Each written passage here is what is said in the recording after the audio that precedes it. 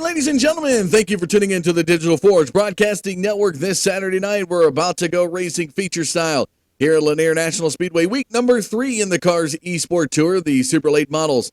Up first on the docket here tonight for 125 laps of short track super late model race action to come your way. We're going to go to the playing of the national anthem. When we come back, we'll have an interview for you and tell you a little bit about what you can expect from this race here tonight. So don't go anywhere, folks. Stay tuned. We'll be right back.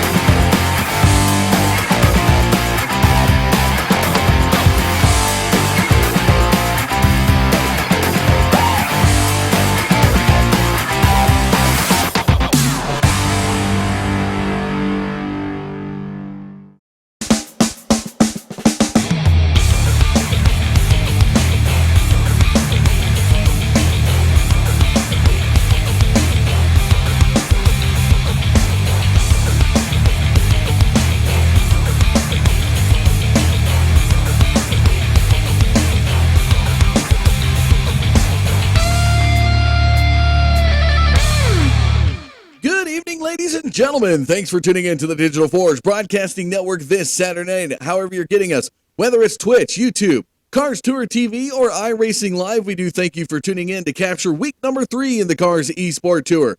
This here tonight, the race, the TBL, the Bottom Line Radio 250 here at Lanier National Speedway, 125 laps of each division, taking on this 3/10 of a mile track. It's heating up, I guess you could say, in the third week.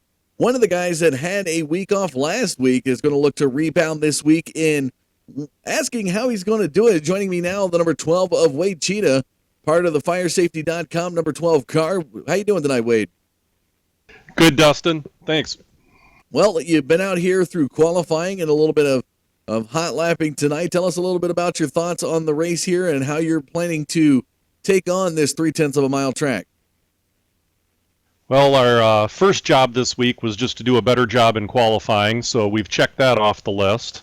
And we're looking forward to a third row start, I believe. So from there, 125 laps here is kind of like every week.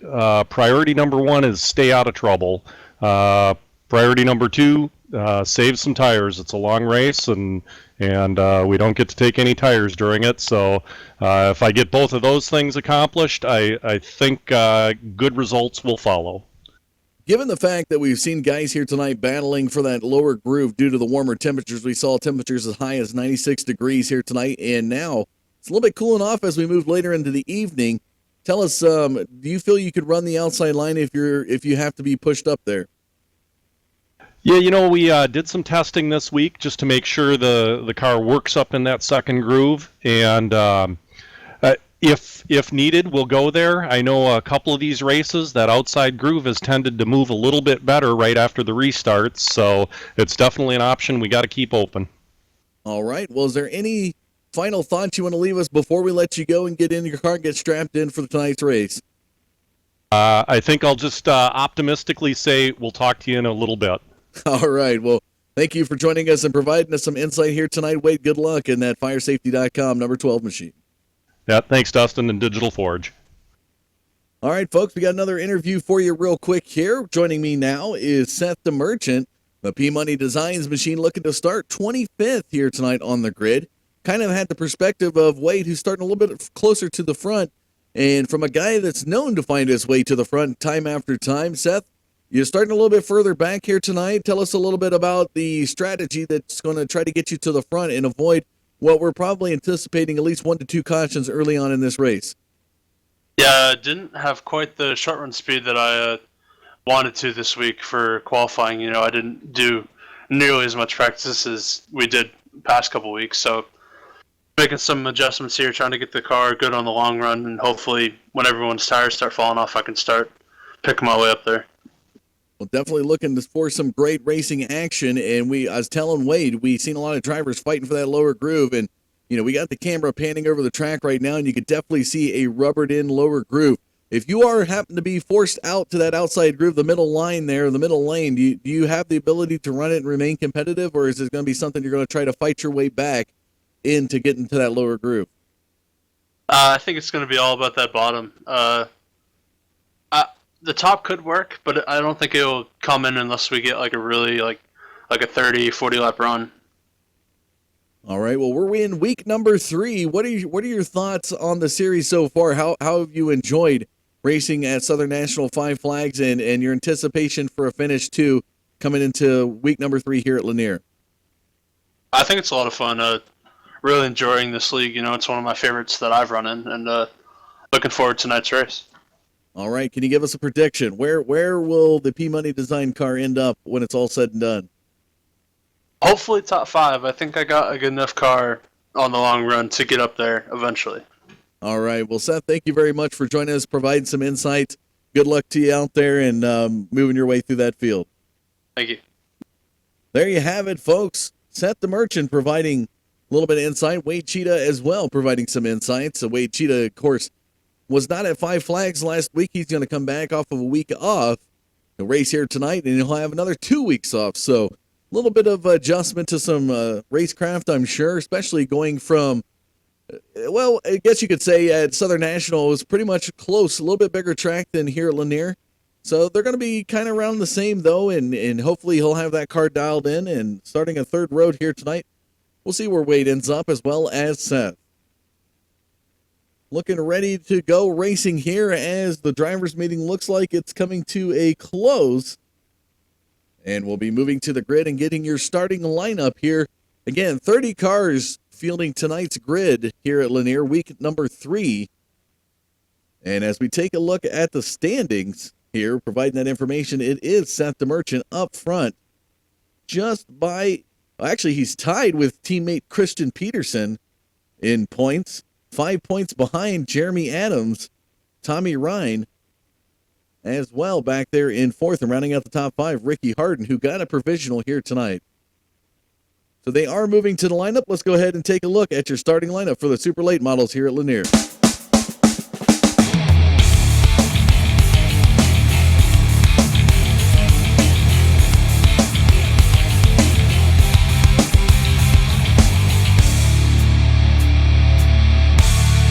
So your starting lineup here tonight, the number 9 of Josh Dietz.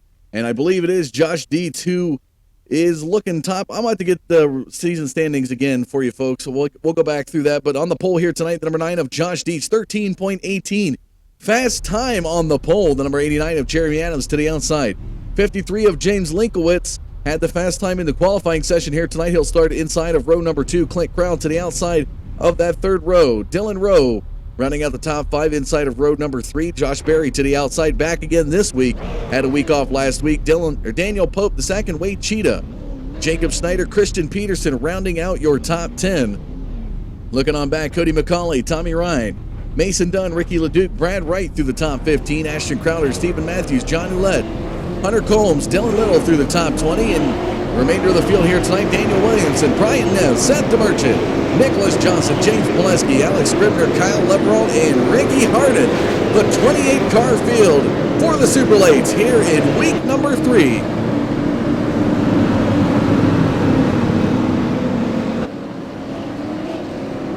Pace car gets the one-to-go signal here, pacing around second time. We're ready to go racing, 125 laps the distance.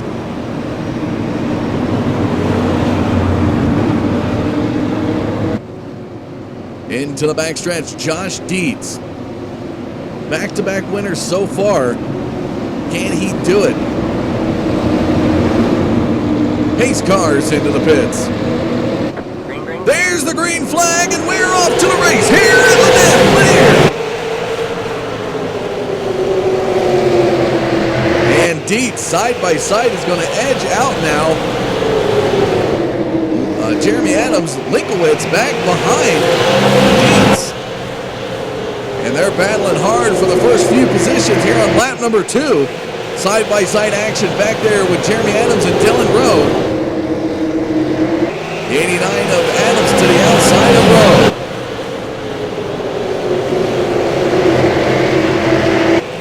Josh Berry back in the top 5. In 5th position, now looks to the inside of Jeremy Adams, coming off of turn 4. Heading into lap number 4, the 88 machine of Josh Berry. Started 6th, he's up 2 positions in the first 4 laps. Working that inside groove, and right behind him, Daniel Pope II in that lower groove as well. So the lower groove is winning out early on. Jeremy Adams falls back from 4th to 7th. Before falling into line now. Oh, and the 62 is going to get turned. Cody McCauley saves it out of turn number 2. He's going to hold on to a 7th position slide. Bumping and banging early on here in the first 7 laps of this race. Taking a look up front, Josh Dietz with a 3/10 of a second lead over James Linkowitz as they come off turn 4 into lap number 8.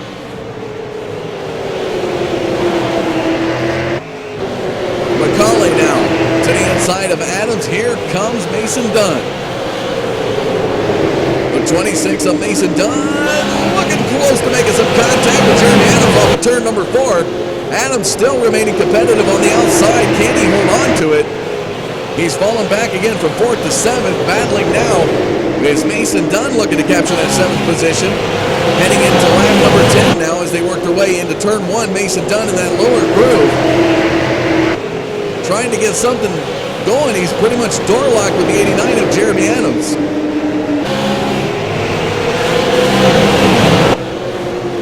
Back behind, how about the 22 of Brad Wright looking at the battle ahead of him. Trying to give a little nudge there to Mason Dunn, trying to edge out the 89 and squeak by. Back behind, first time in this season we've seen this guy, the 48 of Clint Brow, as he makes his way in the lower groove. Wayne Cheetah, we had a chance to talk with him, currently running 11th in the lineup right now as they work their way in turn 3 here on lap number 12. How about Jeremy Adams still holding on to the outside in that 8th position or 7th position battle with Mason Dunn, but it looks like it's going to swing way to the 26. Mason Dunn has now moved ahead. Here comes Brad Wright to the inside. Brad Wright cannot clear the 89. They are going at it in turns 1 and 2. Here comes Clint Crowd to the inside of Adams. Crowd looking loose off of turn number 2.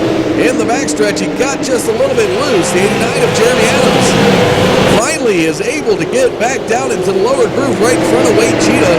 Clint Crowd, the 48 machine, is going to go up to the high line, still looking a little bit loose in the backstretch. Taking a look back up front, 6/10 of a second lead now out of turn number 2 in the backstretch here on lap number 16. The number 9 of Josh Dietz has a lead there over the 58 of Dylan Rowe. Back behind Rowe is the 53 of Linkowitz. They are working their way through the track. Josh Berry now into 4th position, was able to get around Daniel Pope II. Number 16 machine back behind him, and we see some sparks fly in the front stretch as a couple of drivers tag the wall up front. How about that gap, though? This guy right here, Cody McCauley, behind your leader is about 3.5 seconds off the pace of Josh Dietz here on lap number 19. Brad Wright now looking to get around Mason Dunn. He's going to do it in turn 3. The battle for 7th swings to the 22. As now Mason Dunn and Jeremy Adams once again battle out, but it's Jeremy Adams this time to the inside of Mason Dunn. He's going to edge him out off of turn 2 here on lap 20. Wade Cheetah down there in the low groove as well. Side-by-side action between Dunn and Cheetah as they come off turn 4. Some more sparks fly. These drivers are trying to push out that wall in the front stretch. Cheetah edges out Dunn. Dunn falls back to 10th position. Cheetah now in the last 4 laps has moved from 11th to 9th. He's really doing it here tonight, folks. Can he climb that ladder? The 91 of Stephen Matthews back behind Mason Dunn now. And 12th as Christian Peterson taking a peek to the inside. Coming off of turn number 4 is going to try to force the 91 up the track. No dice as they come across the front stretch. Peterson still to the outside. Dives it back down into that lower groove. Coming into the backstretch. Side-by-side action between LeDuc and Crowell back there for 13th position. The 38 of Crowell to the high side is going to touch the wall. We'll touch and go. We got some spinning action right there. And I hate to say it, Wade Cheetah's going to go for a spin as well, but Brad Wright, and I believe it was Clint Crowell, got into it in turn number 2. Let's go back and take a look at the replay.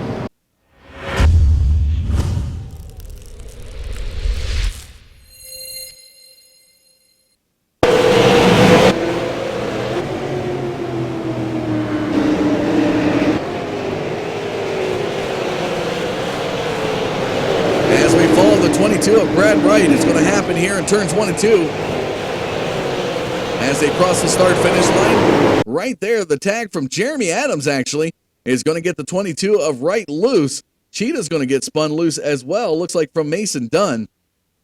And Crowell swinging wide to avoid it. Unfortunately, he's going to lock him up and nearly misses the 22 of Brad Wright. Driver's side door is thankful for that one. So we were able to get about 25 laps of green flag run early on before the first caution flag comes out.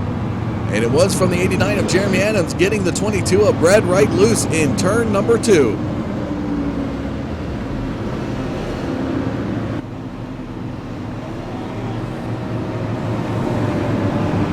So let's take a look at the race summary and your top 5 here on lap number 28.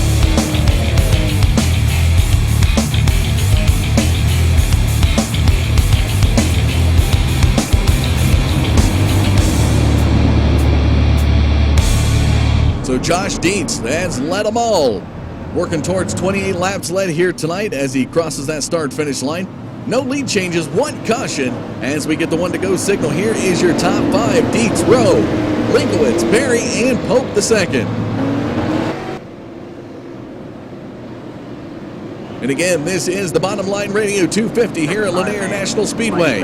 Race control not happy with that lineup before we go back green, so we'll get 1 more lap of pacing. As the cars were bunching up there, a little bit of stragglers behind.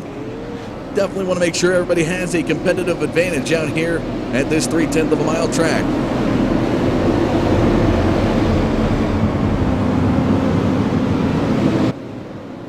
Into the backstretch, it's the 1 to go signal from that Porsche iRacing pace car. Josh Dietz up front. Dylan Rowe to the outside, the 58. Here we go. Pace car into the pits. There's the green flag. We're back to the race on lap 31. Dietz to the inside, fires out to about a 3/4 of a car length over Dylan Rowe. James Linkowitz back there in 3rd. And they get single file in turn 4. Into the front stretch they go. It's a 1, 2, 3 single file action, and Josh Berry back and forth. Oh, and somebody's going to get turned. Who is it? Possibly Cody McCauley. And that's parking lot there in turn 3. A lot of drivers involved in that one. We're going to go back and take a look at the 62 of Cody McCauley as he looked to be in the middle of it as it unfolded right there in the third turn.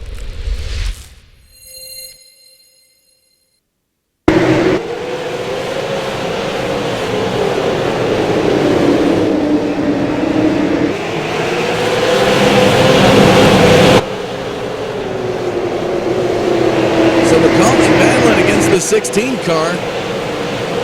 And right about here, we're going to slow up the camera as the 16 will squeak by, but McCauley's going to get turned by the 91 car, as you see right there. Into that, it's going to create a hoopla of cars checking up, and it becomes a major parking lot. McCauley doing what he can to get off the track.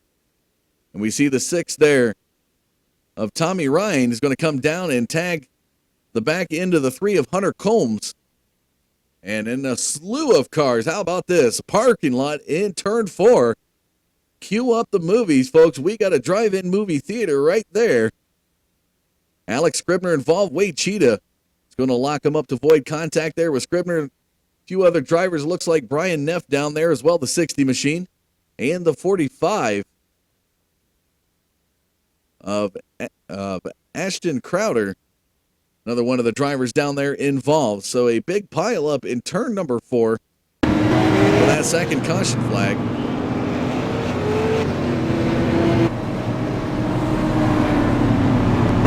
Josh Dietz still in front of the field as we get the 1 to go signal here on lap number 37.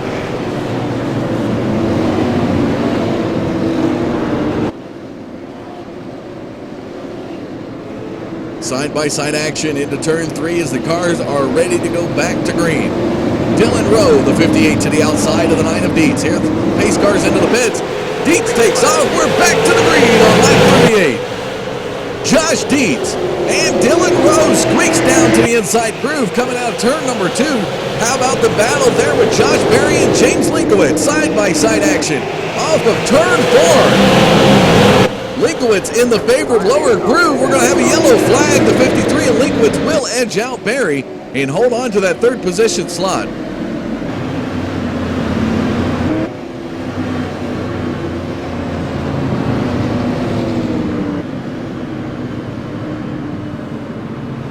Not sure if we had some debris down there on the track or if there actually was an incident.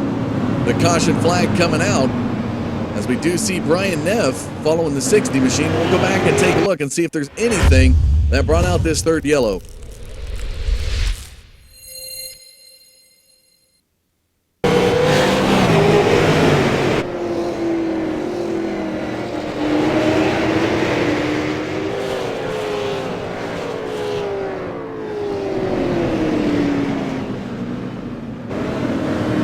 So it looks like it's just going to be a quick spin out from the 30 car of John Ouellette. A quick 360 spin for the 30 machine, and that will be enough to draw out the third caution on the night. So Ouellette down there on pit road. Not sure if he's just getting some work done on the engine, maybe some splash of fuel. There is your race leader, 41 laps led. He's led them all from the initial green. Josh Dietz.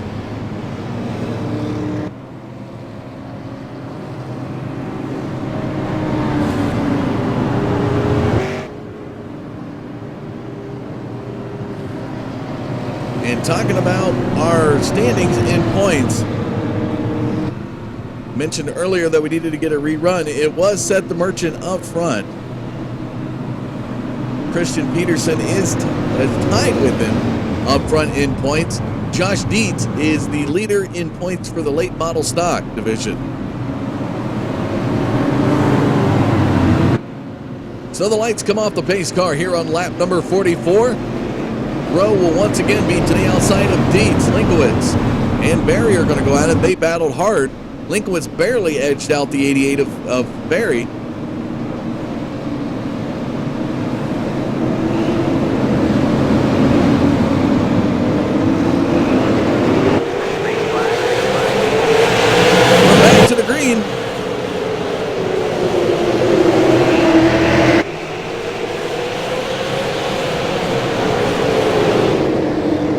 as we follow him around. Josh Dietz up front.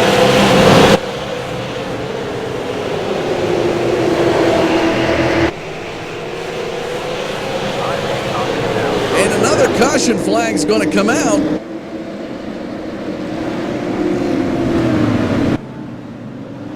And it looks like the 93 car drawing this one out. James Pileski looks a little bit loose.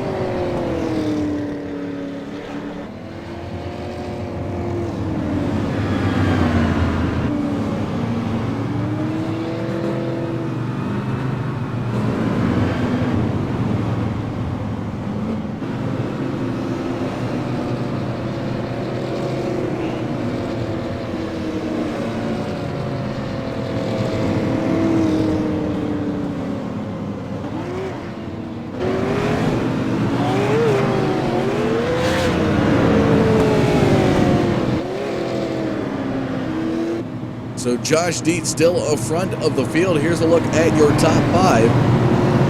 Dietz, Rowe, Linkowitz, Barry, and Peterson. As we see the 30 machine coming off of pit road. That's John Ouellette, who spun out previously.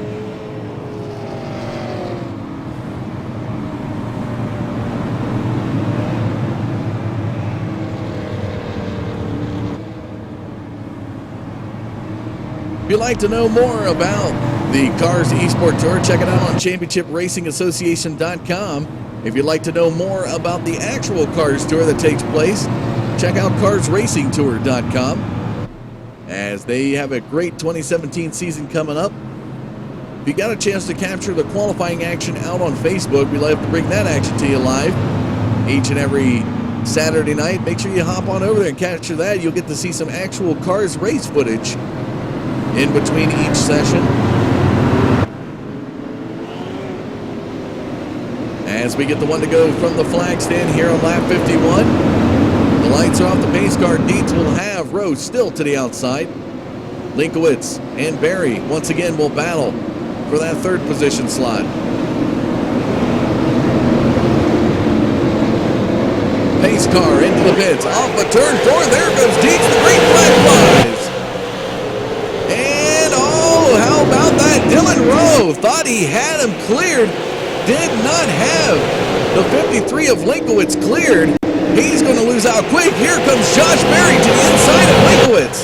Now the battle for second position. Barry in the preferred groove, the lower groove here tonight, edges out the 53 of Linkowitz. Moves up into second here on lap 53. And the 53 of Linkowitz is trying to get back to second. Was really on the bumper of Josh Barry there. Into the backstretch, single file action. Behind Seth the Merchant, you see Daniel Williamson in the Jimmy John's number 4. Battle with the 06 of Ricky LeDuc. LeDuc to the inside of Williamson. Side-by-side action here. We get a 4-pack battle for 2 slots. Nicholas Johnson, Dylan Little are going at it. How about that 58 of Dylan Rowe trying to get back, was up in second just about 3 laps ago and is now falling back to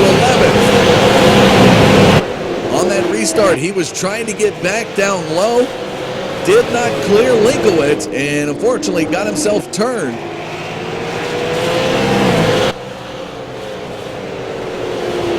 Dietz now, how about this, in the super late models with almost a 9/10 of a second lead, and we've got another caution flag. And it looks like Dylan Little, the 94 machine, involved with the 06 of Ricky LeDuc.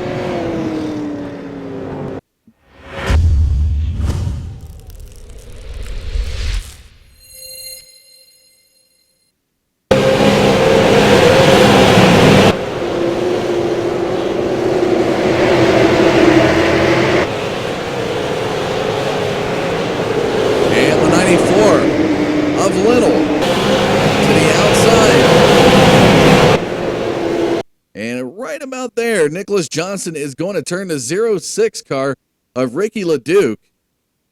LeDuc is going to start to spin out here. Williamson will get by to the outside. The 94 of Dylan Little tries to escape, but LeDuc comes up right up the track into the side and snags the 94 before he's able to escape.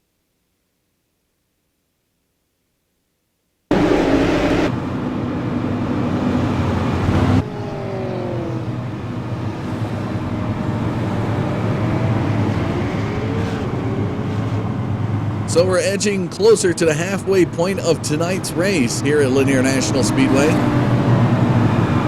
And that 9 of Josh Dietz has led them all. No lead changes as we show you the race summary. 5 total cautions.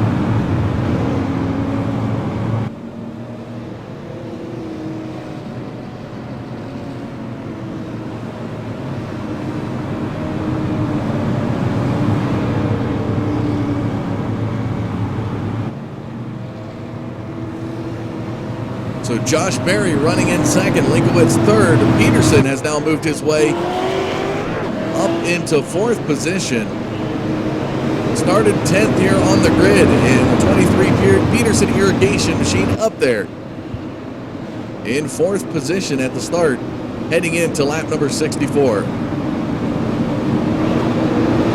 Pace car into the pits. Josh Dietz to take us back to green. There's the green flag.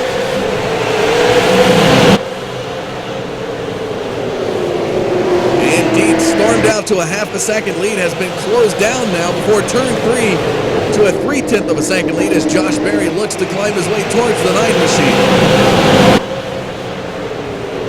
Linkowitz battling side by side with Peterson as Peterson's to the outside is going to lose out as the 16 of Pope the second. Looks to storm by the 23 down off of turn 4.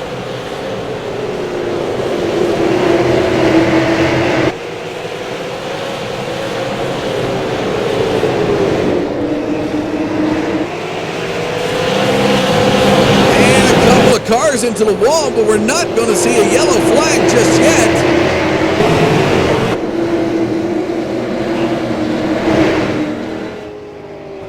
And Nicholas Johnson may have been one of them.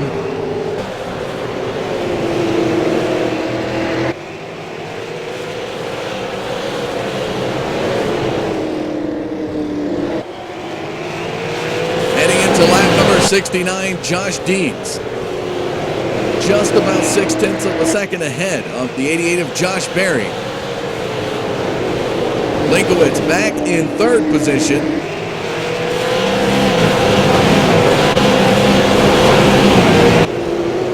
And now we find Hunter Combs to the inside of Daniel Williamson in the battle for 8th position.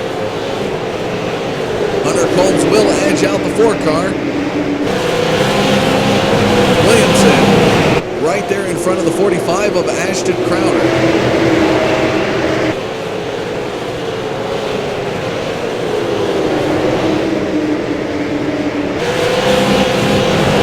As we look ahead, how about this battle? The 58 of Dylan Rowe. Back from 11th now into the top 4 as he passes the 16 of Daniel Pope II. And again, Dylan Rowe running in 2nd position early on in this race. Fell back outside the top 10. He's back to 4th. Currently about 2.1 seconds behind Josh Dietz.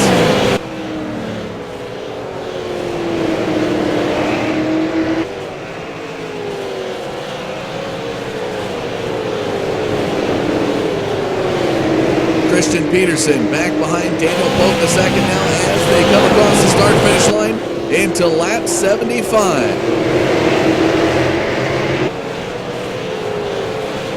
Just getting around the 50 lap to go mark.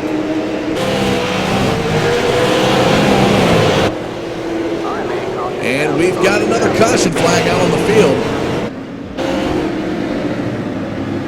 And Alex Scribner, the 51 car, looking a little bit loose there. The Okuma 51. Let's go back and take a look.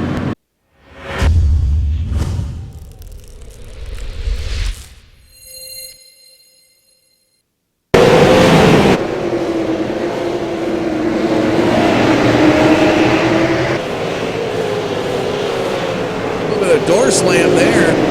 Brad Wright gets door slammed by the 15 of Ricky Harden. going to slow it up just a little bit heading into turns 1 and 2. As you see Scribner to the outside. Looks like possibly the 62 is going to climb the track. Cody McCauley there. Maybe get a little quarter panel action. He's going to tag the bumper there of Scribner. As we continue to follow him around the track, McCauley back there behind the 51. Just riding that bumper. And there you see Alex Scribner go pretty much perpendicular. He's going to slide, kind of dirt tracking it, trying to save it. And he barely tags the wall. Could almost have had a pit stop there. If he had about another foot and a half, he could have slid it right down pit road.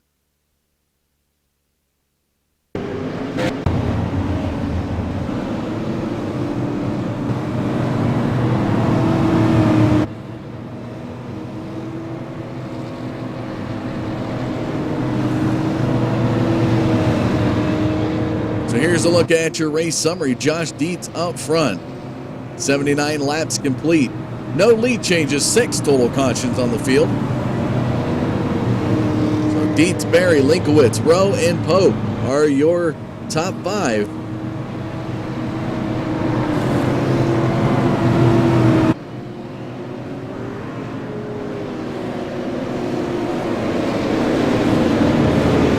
Lights off the pace car. We're going to be back green on lap number 82. They are winding down here for the Bottom Line Radio 250 at Lanier. Pace cars into the pits. Here comes Dietz. Green flag flies. We're back to the race. Linkowitz. A little bump and run action to the 9 of Dietz. How about that? And he's going to get a little bit of return on his investment as Josh Berry. Wow.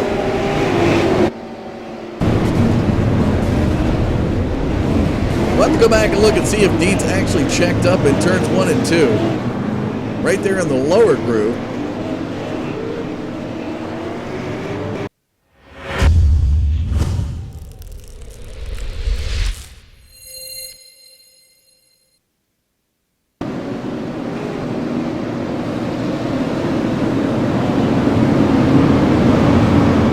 Here's the restart.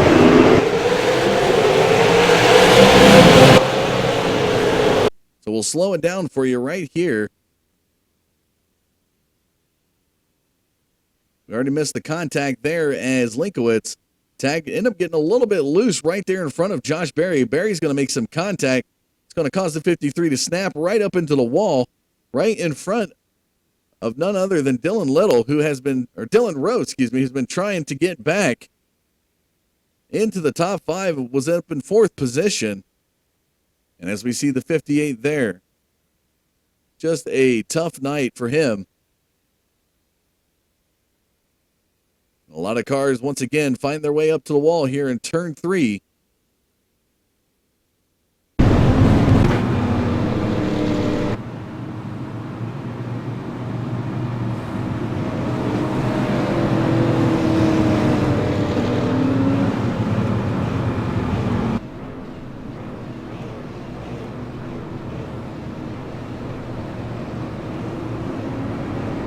So aggressive moves, costing Linkowitz 2nd position.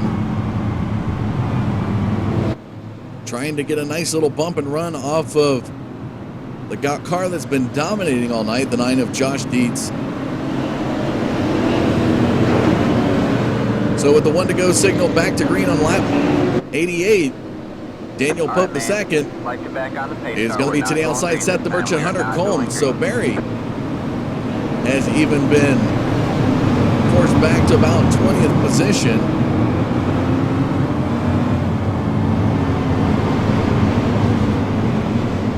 We'll pace around one more time before we get the green flag.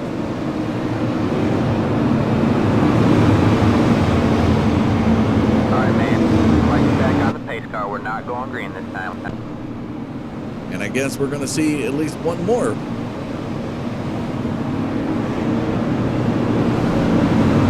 Race control seeing some things they do not like out there on the field, just trying to get things worked out before we get back to green.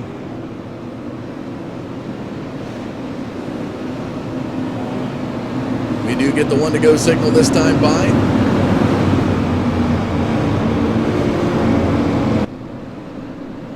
Dietz and Pope up front. DeMerchant to the inside of Combs.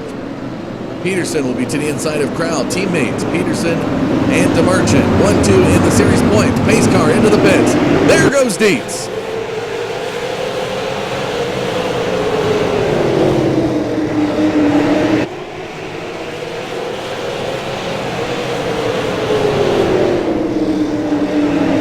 He's got about a quarter-second lead over Daniel Pope heading into turn 1, now into turn 2 here on lap 91.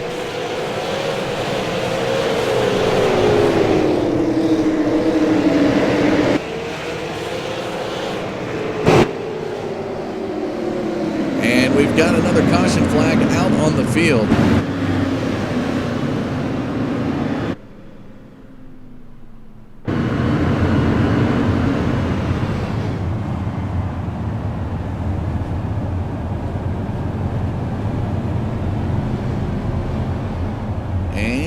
Like the 93 of Pileski is going to pull over apart.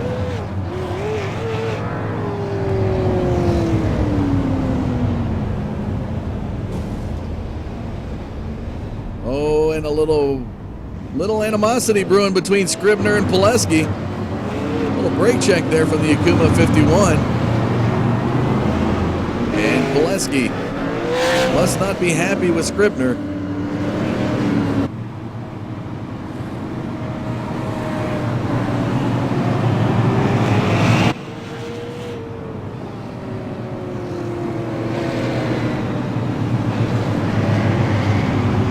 Brian Neff getting a wave around.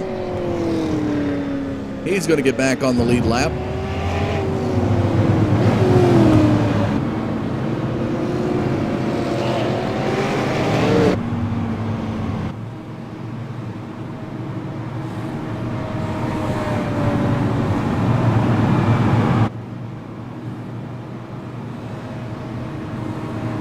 So as we take a look here, we'll show you the race summary yet again. 94 laps completed, 8 cautions, no lead changes. Got a damage report here from James Linkowitz, has pulled out of the race, as well as John Ouellette. Daniel Williamson, Mason Dunn, and Dylan Rowe, currently about 10 laps down, sitting down on pit road, have not returned to the field. Not sure they will see the track again here tonight in the super late models.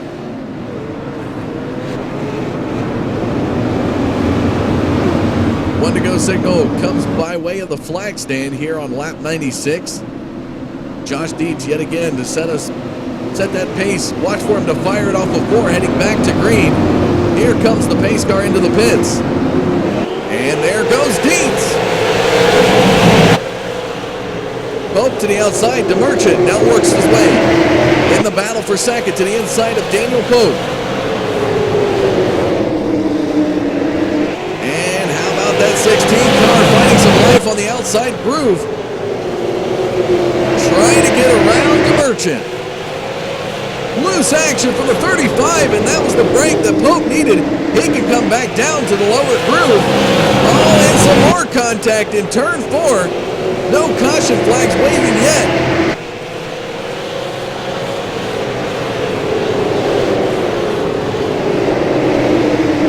There's the 91 of Stephen Matthews. Josh Berry now back in 12th position. Working his way back from about 20th. Right there behind the 91 of Stephen Matthews. He's on the move.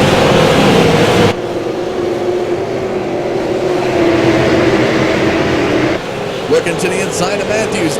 Here comes Josh Berry. Off of turn 4 in the battle here. For 10th position now.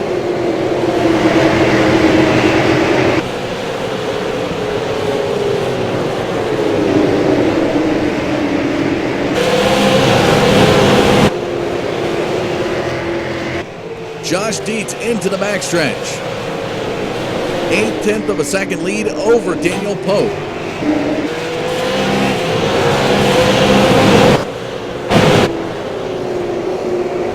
Clint Crowd to the outside of Nicholas Johnston.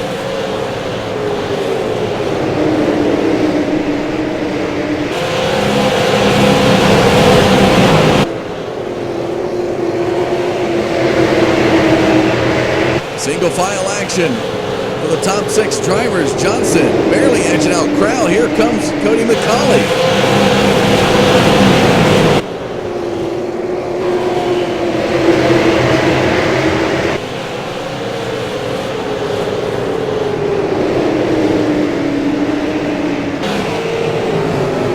Caution flag's going to come out here heading into lap 107.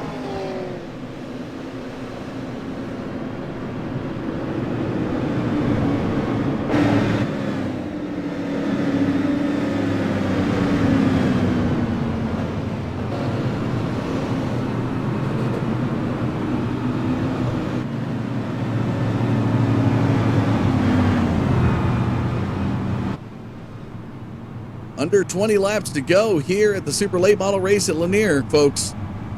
And it's just gotten a little bit easier for the 9 of Dietz.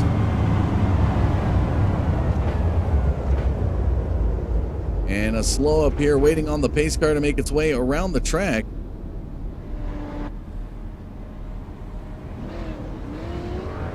Kind of ironic, you see a Porsche pace car out there and it's moving slower than a late model. All-wheel drive roof Porsche pace car. The driver must have been eating a sandwich there from the snack bar on the infield. Had to get the call and had to make it back out. Put that helmet on. See the red helmet there that he's got on. I think I looked down there. He might be still chewing on that sandwich.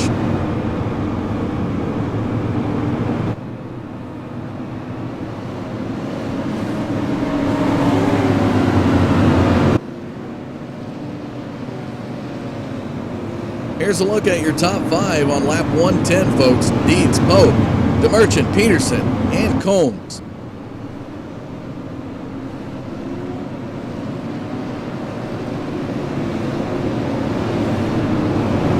.109 completed out of the 125. 9 total cautions. No lead changes. This will be a first victory if Dietz can win here tonight. In the Super Late Model, he's got the Late Model Stock race coming up after this, where he's been dominant. Back-to-back victories for the first 2 weeks in that series. Can he do it for week number 3? We'll have to find out coming up later after this race.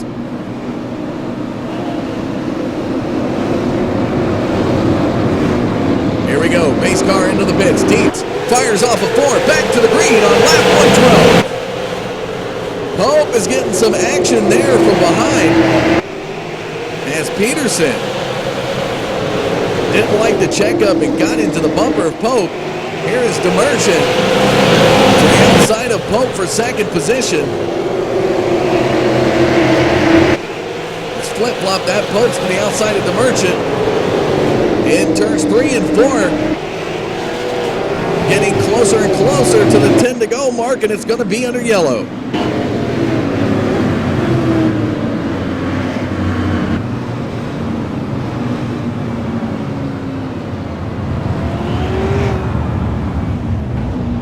A lot of bumping and banging going around, folks, and unfortunately not enough incident to throw a replay your way, but it is enough to bring out a caution flag.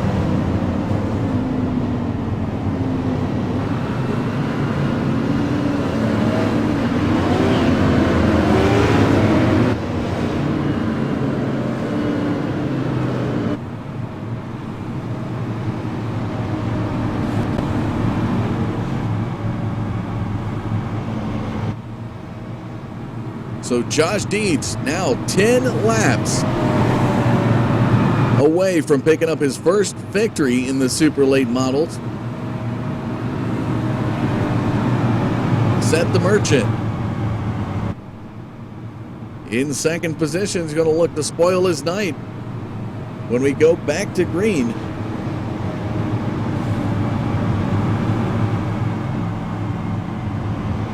Ten total cautions on the night, no lead changes. 9 laps remain. And folks, to all our viewers out there in YouTube, have your questions ready for these drivers, the top 3 drivers. Be able to get your questions aired here after the race finishes. Always appreciate audience participation, as we see the 93 of Pileski getting the wave around.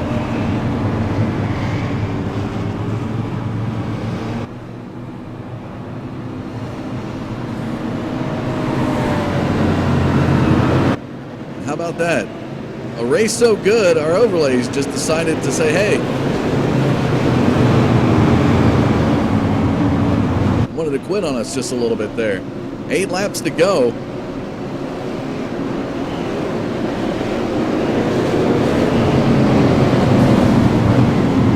Check up action out of 4. Here we go. Green flag flies, 7 to go. Can Josh Dietz pick up his first victory here at Lanier in the Super Lakes? Pope to the inside of DeMerchant.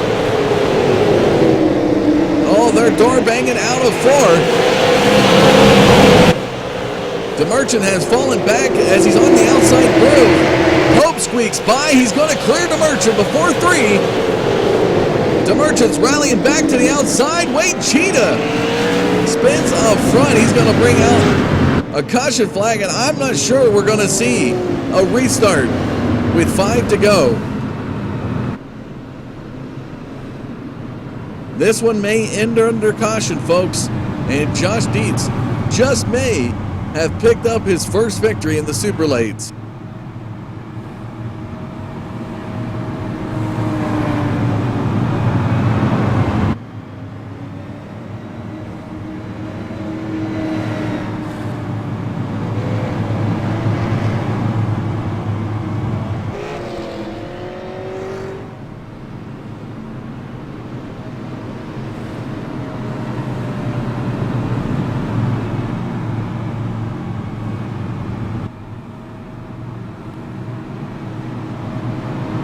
So 3 laps to go under the yellow, and Josh Dietz from green to current has led all the laps, 122 here at Lanier.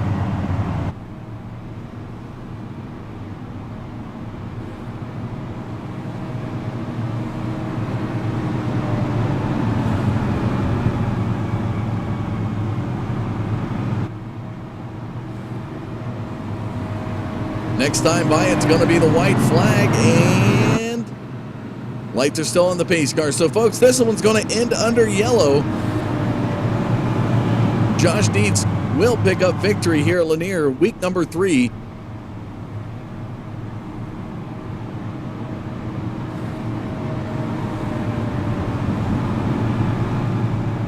Of course, the first 2 weeks,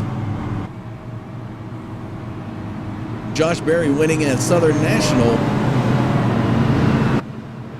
and Bill Martin winning last week at 5 Flags. So Josh Dietz will be the 3rd winner here out of this 10-week season. White flags in the air.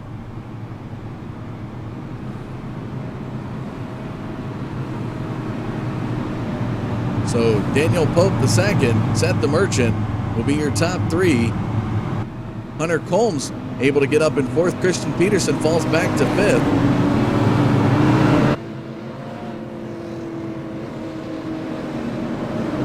And again, coming up next, we got another 125 lap feature with the late model stock.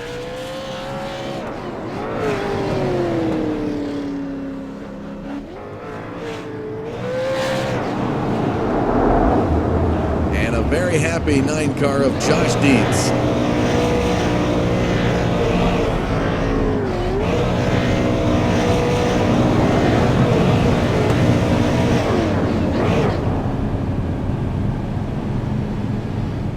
There is your top 3 right there.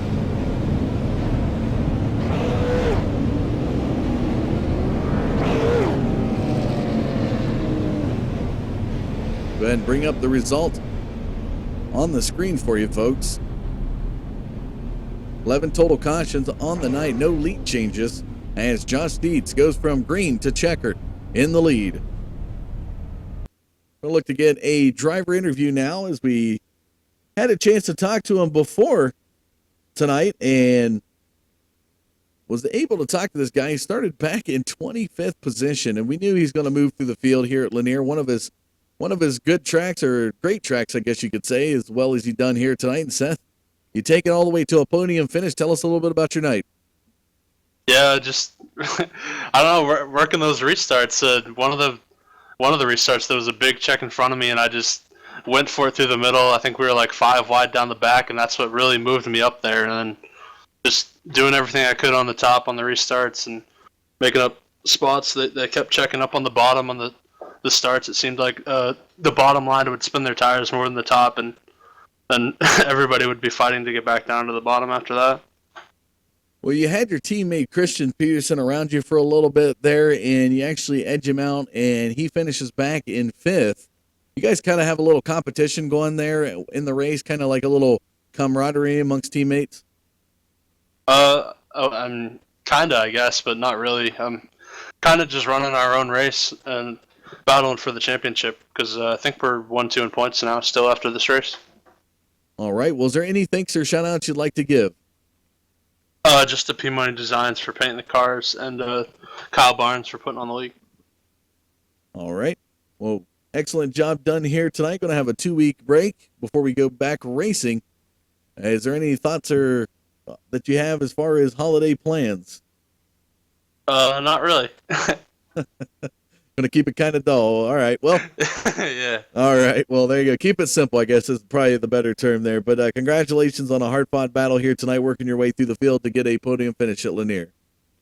Thank you.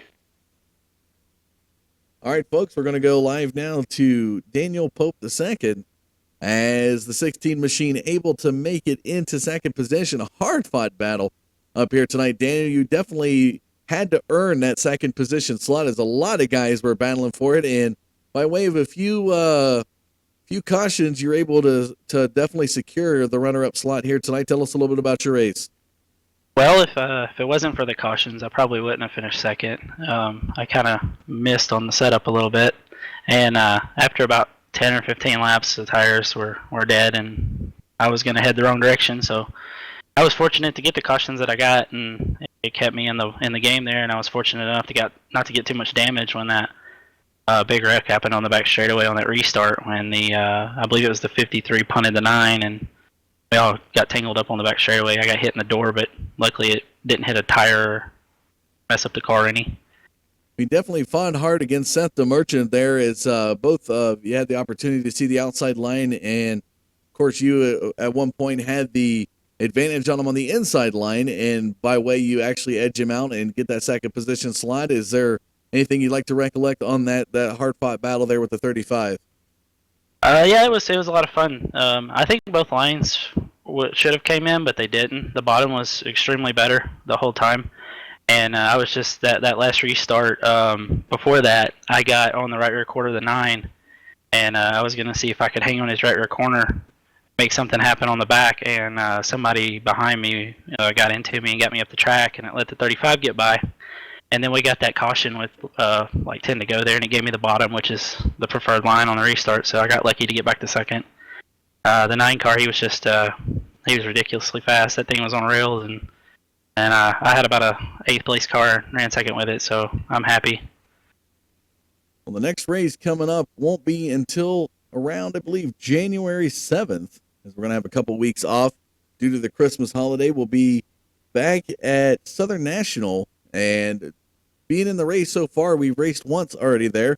Going to head back there after the new year. Tell us a little bit about your thoughts on your Christmas plans, possibly anticipating coming back here at Southern National. Christmas plans are just, I had my first little daughter this year, so it's going to be daughter's first Christmas. So that's what my Christmas break will be, and it'll be a lot of fun. I'm looking forward to that, and everybody else has a great Christmas break, and looking forward to getting back to Southern National. I qualified 23rd there the first race and drove up to 3rd, and I got wiped out on the back straightaway the last lap on a green-white checker. So I think we got good cars, the group that I'm working with, and those guys, Josh Berry and Jeremy Allen and Brad Wright, and the guys that work on the setups a lot, and they got these things running, and I think we'll be good when we get back to Southern National. Josh won there, so we obviously are going back with something decent. So if I'll actually listen to them and run the setup that they build this time, maybe I'll run a little better. All right. Well, I have to wait for that action. A couple weeks still away. But congratulations here tonight, Daniel, on your runner-up finish at Lanier, and have a happy holidays. Thanks, man. Y'all have a happy holidays and Merry Christmas. All right, folks, we're going to go live now to the winner tonight, Josh Dietz, by way of taking the Global.com car all the way to victory lane from the initial green. Had a total of 11 cautions here tonight. Kind of made things a little bit easier, I guess you could say, but still had to go through some solid restarts, which we saw out of the 9 car here tonight. You're able to storm out to a half a second lead at times before turn 1. And guys like Josh Berry fighting hard in the second position end up getting involved in a couple of cautions, pushing them outside the top 10. I'm sure probably got a little bit of pressure relieved out of that, unfortunately. But you pretty much didn't have much competition after that. Tell us a little bit about your night. Yeah, the car was real good. I wouldn't say that the cautions helped me. Actually, I think they hurt me. I was getting scared that Seth or Daniel was going to give me the bumper going into the turn, but they never really did. I don't know. Linkowicz was behind me. I trust Josh Berry. He's a good driver, but Linkowicz is just a weapon out there, and he showed that tonight, wrecking Dylan, and I think he wrecked somebody else. Well, you're able to hold on to get victory here before the 2-week break, at least in the super late models.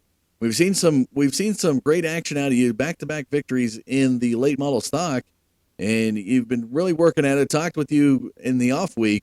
You were working really hard to do something in the super late model. You follow that up tonight by getting victory here at Lanier. Now you got to go into a 2-week break due to the holidays. Come back on January 7th, back at Southern National, where Josh Berry looked really strong in that first week. Tell us a little bit about your thoughts on that coming up.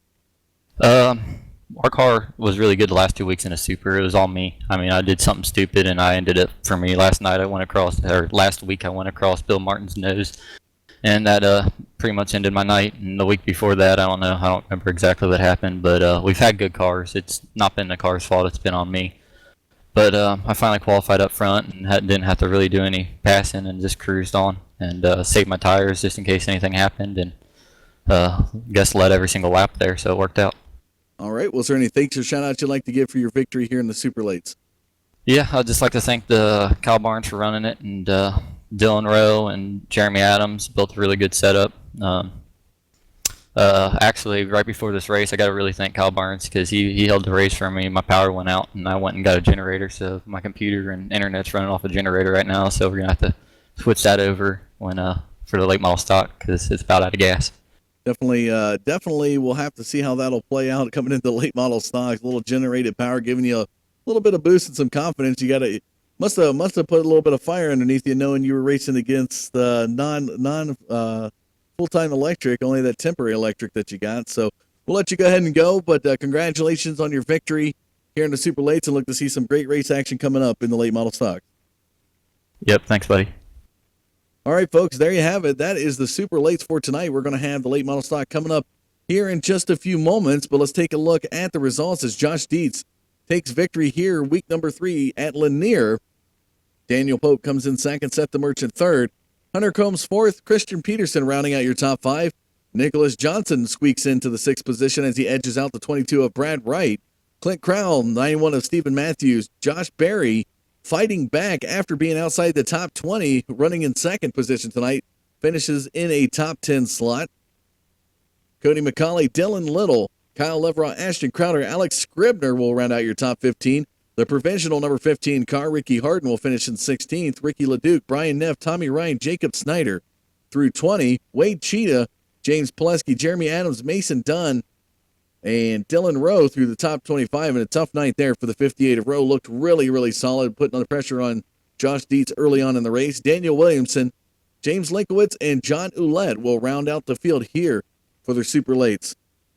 Coming up, folks, we will have the 125-lap feature night race for the late model stock division momentarily, so stay tuned. Got a lot of great racing action coming your way.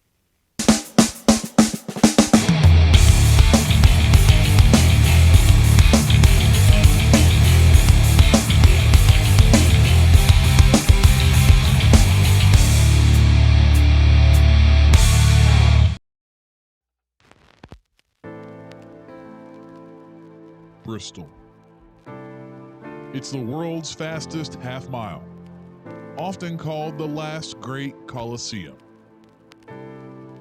And now,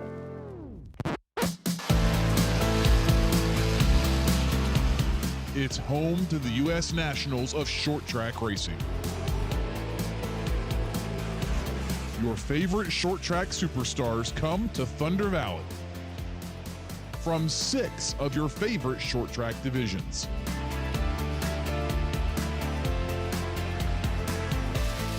Free tiers of late models are included as they take to the high banks. It's coming, May 2017. Bristol, now home to the U.S. Nationals of short track racing. Dreams will become reality.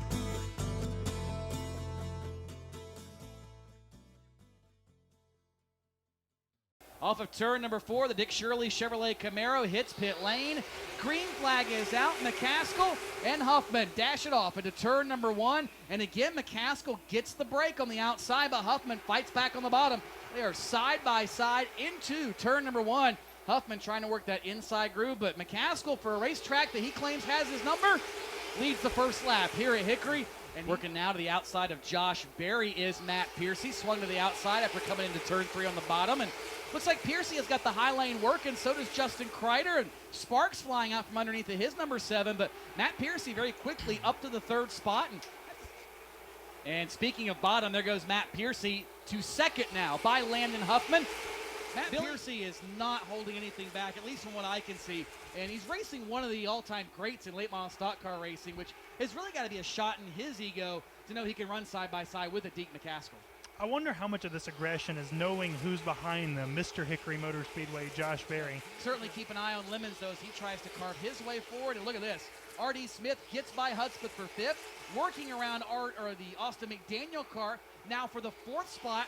And in no time, R.D. Smith has gone from mid-packer to inside the top 5. How hard is it to pace yourself as he gets by Josh Berry now, does R.D. Smith on lap number 39? How hard is it to pace yourself? So Piercy slides up the speedway. R.D. Smith gets that drive, doinks the bumper cover just a little bit, and R.D. Smith through turns 3 and 4 going to try to take the lead as we complete lap number 46. Doesn't get it that time. Like you said, that car just seems to be effortless as he floats it through the corner, gets the advantage this time off turn number 2. Move R.D. Smith to the point on lap number 47. Looking at Christian Eckes and Tommy Lemons, as Lemons looks to the inside of Eckes down the back straightaway. The number 1 of Eckes, that's for the 7th spot. If Lemons can steal it, he does this time at the line on lap number 57. So move Tommy Lemons up to 7th. And what used to be the UARA series. And that's where I thought the Cars Tour series... Trouble back straightaway. Thomas Bean and Stephen Parsons get into it. Bean caught the outside wall. No other real contact aside from Parsons' automobile, and it appears he might have something down in the steering aside from a right front tire. But that will bring us under caution with 59 laps unofficially complete. 59 laps complete. R.D. Smith and Matt Piercy going to lead the field to the green flag. And not really much of a surprise, R.D. Smith jumps out early, and look at Piercy drive that car deep in the corner on the outside. He wants the lead back, and Josh Berry nearly caught the outside wall in turn number 2. A little bit of jockeying for position here in the mid stages of this one. Smith at the stripe has the lead, but guys, Piercy seems like he really feels like he's got a strong race car here early in a run. Well, yeah, same thing from that last run. You know, everyone wants to be the guy to set the pace, which... Oh, problems back straightaway. Ryan Wilson, Jake Ruggles, Craig Stallard, and others all taken up in an incident. They are spread everywhere. The other car back there is Thomas Bean, whose door has been skewed off of his automobile. A 4-car melee. And with 60 laps to go, R.D. Smith and Matt Piercy on the restart. I'm not sure if one of the two spun the tires, but a little bit of contact on that restart, guys. Matt Piercy once again jumps out to the lead. I wonder if R.D. Smith is thinking visions of Orange County where the car got towed in after contact like that again. Certainly something to keep an eye on as Berry tries to work to his outside while McCaskill is there as well. And Austin McDaniel, R.D. Smith on the outside wall off of Josh Berry's left front. Spotter must have told him clear. He was not. And the strongest, arguably, car in the field is in the wall with 67 laps complete. The Dick Shirley Chevrolet pace car heads to pit lane. Green flag in the air with 67 laps complete. And once again, the field races their way off into turn number 1. Piercy on the outside ahead of McCaskill, just like he has done on every restart thus far. Noses out very early. And look at Austin McDaniel, Bill. You called him out, racing with Josh Berry. And there goes the left front fender of Josh Berry. So the fender's not going to be a problem now. If anything, it's going to be the nose. And that has blown down off the racing surface. So it's not going to be a problem. It is below the yellow line, we are told. So we will stay green as Piercy continues to set the pace. And now McDaniel Speaking of pretty darn good, look further back. Eckes and Huffman side by side. A little more damage on the Eckes car, starting to flail out a little bit on the right rear. Problems, turn one. Jake Ruggles, massive. Something has gone wrong.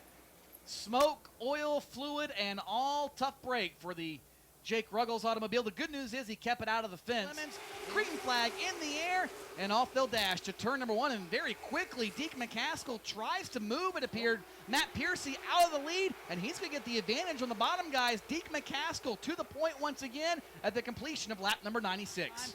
20 circuits remaining, and you're right, Billy, it's going to become a 4-horse race. They have separated themselves from 5th place Austin McDaniel, 6th place Chris Hudspeth, and here they come off turn number 2. Piercy continues, and he spins himself out off turn number 2, 360, and the caution is out with 105 laps complete. Deke McCaskill may have just been handed a gift, or it may be a whole different race altogether.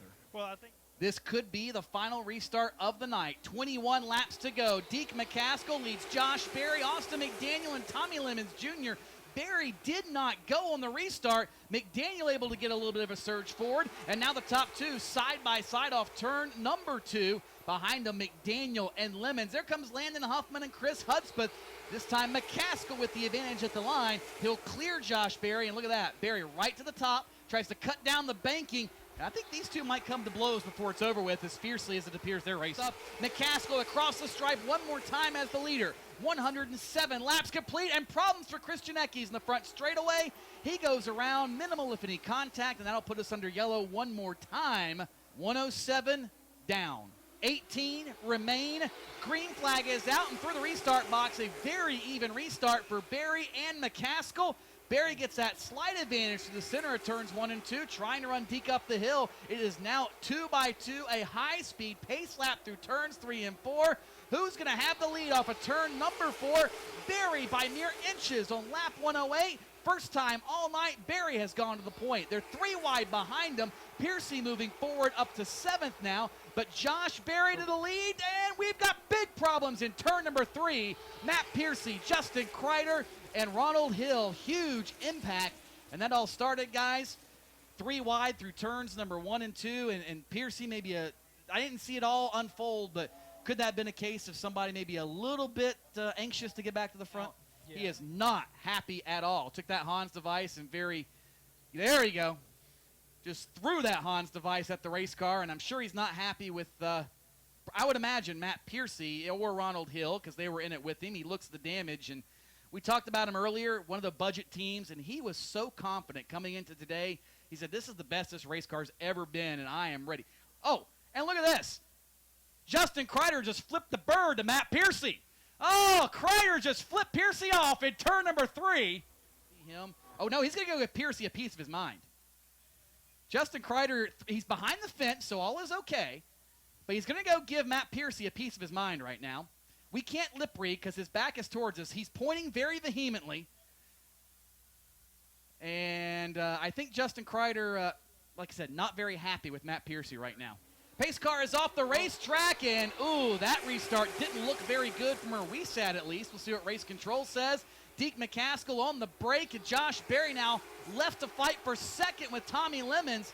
Do not hear anything on race control from any of the spotters down there, so apparently both those drivers playing the games, and that game bit Josh Berry. And look at this, guys. He is up underneath of Deke McCaskill with 16 laps to go. Now up to his door as they race down the back straightaway.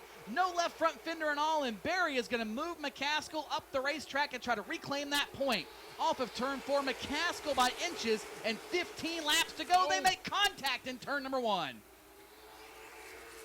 Side by side, and Tommy Lemons is in the catbird seat for this one, running in third, 2 car lengths behind them. Off the final corner to complete lap 111. McCaskill again has the advantage at the stripe where they pay the money. Berry runs up the hill again in turn number 1. I think Deke might have found something up top, but Berry, if anybody can make it the bottom work, he certainly can. And man, those guys are just digging, are they not? They are inviting Tommy Lemons to get right up in the middle of this battle for the win. Now it's almost 3 cars under a blanket. With 12 laps to go, Josh Berry, the leader on the outside. Deke McCaskill underneath him. picture-perfect restart for McCaskill as the second-place car, but he slips in the middle of turns 1 and 2. There goes Barry to the lead, and look at this, 3 wide behind him. Austin McDaniel up top. Could McDaniel play spoiler in this whole thing? Well, maybe not right now. He'll fall back to 4th. McCaskill claims 2nd as they head back to 1. White flag in the air for Junior Motorsports driver Josh Berry. He sat, he waited, he outlasted the carnage, and despite becoming part of the accidents himself, missing the left front fender and all, Josh Berry is going to come out of turn number 4 and become a 4-time Cars Late Model Stock Tour race winner at his home track of Hickory. Pete McCaskill finishes 2nd, followed by Tommy Lemons Jr., Austin McDaniel, Landon Huffman, Hudspeth, Davis, Stallard, Eckes, Piercy, and others. And after all of that, this marathon is over. We're going to go down and talk to Josh Berry momentarily.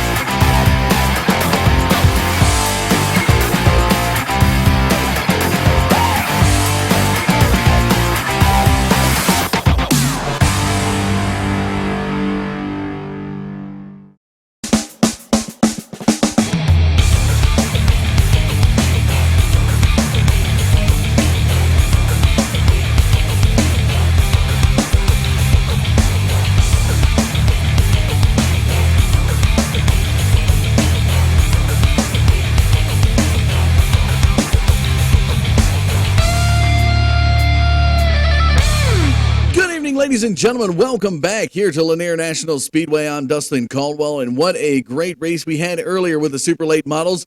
It's time now for the 125-lap feature for the late model stock division to take the track here at the 3/10 of mile Lanier National Speedway. As we take a look out there here for the Bottom Line Radio 250, the second half of the 250, we're going to show you the race information. And wow, 16-degree drop from the last time these guys were out on the track, a total of 96 degrees. We've seen earlier on during qualifying. Here at the night race, it's cooled off to match the air temperature at a nice 80 degrees. Still going to be kind of a warm night. We'll have to see how the drivers react with the 94% humidity and a little bit of overcast. Could change things up, but hopefully we'll see that outside come to life here as the race progresses, as that lower groove here tonight been used up due to the warmer temperatures. Drivers out there right now doing a little bit of hot lap action before we head to the grid. And again, said it earlier tonight, folks, if you're just joining us, ChampionshipRacingAssociation.com. Head on over there if you'd like to know more about the eSports or the Cars eSports Tour. If you'd like to know more about the Cars Tour, check them out on the web at CarsRacingTour.com. If you want to know more about us, Digital Forge Broadcasting, find us on the web at ForgeBroadcasting.com.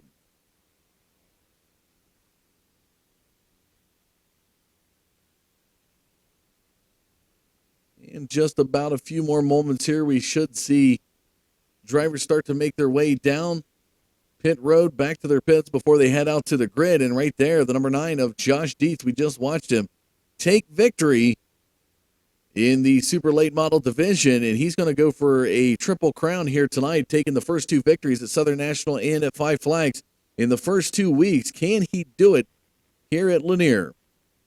As the drivers start to make their way out to the grid, let's go ahead and take a look at your starting lineup here tonight.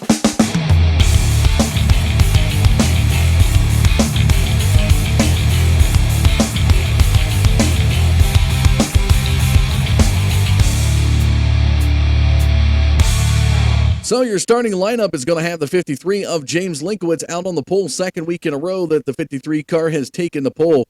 The dominator in the series, the number 9 of Josh Dietz, will be to the outside of that first row. The 62 of Cody McCauley, the 89 of Jeremy Adams will round out that second row. Inside lane of the third row, the 77 of Garrett Strakota.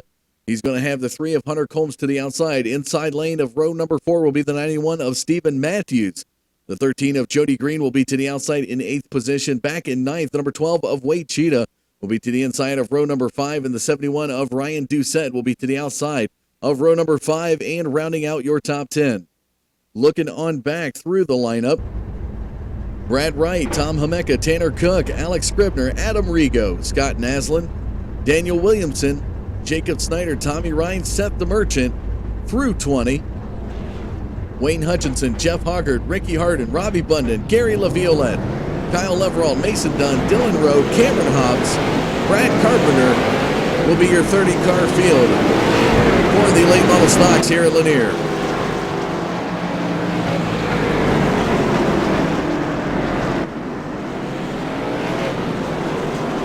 Pace car begins to take him around for the 2-lap pace. Linkowitz had some tough luck earlier in the super lates. Can he redeem himself here in the late model stocks? Pace cars into the backstretch. We're ready to go racing. 125 laps coming your way here at Lanier National Speedway, week 3 of the Cars eSports Tour. James Linkowitz to the inside of Josh Dietz. Pace car into the pits as they work their way out of turn 4. There's the green flag. We're off to the race. And Dietz with an outside pass early on gets around the 53 of Linkowitz to take over the race lead. Linkowitz is going to fight back. He's going to turn the 9. Josh Dietz saves it. How about that?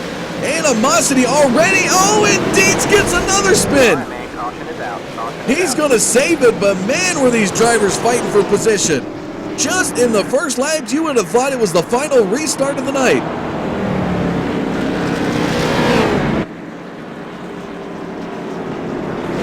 A lot of tension and nerves already here in this race, folks. There's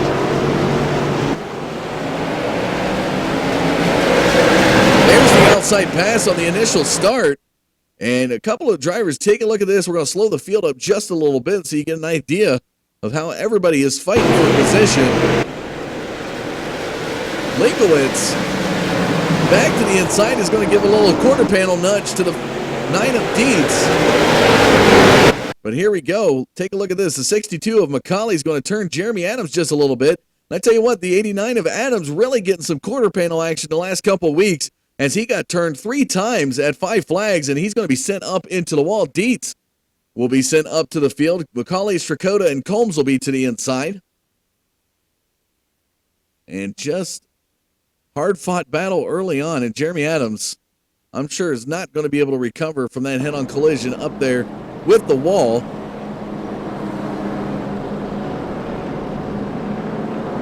And I think we've gotten word that the 89 actually has succumbed to too much damage on his car, and he's not going to be able to continue the race.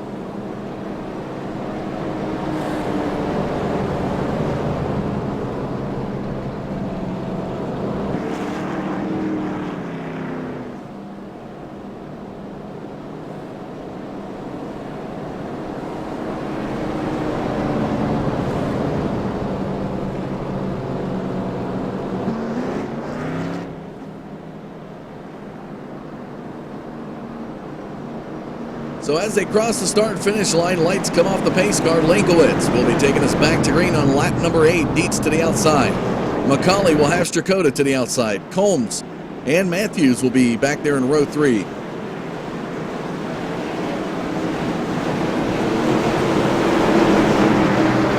Pace cars into the pits. Here goes Linkowitz.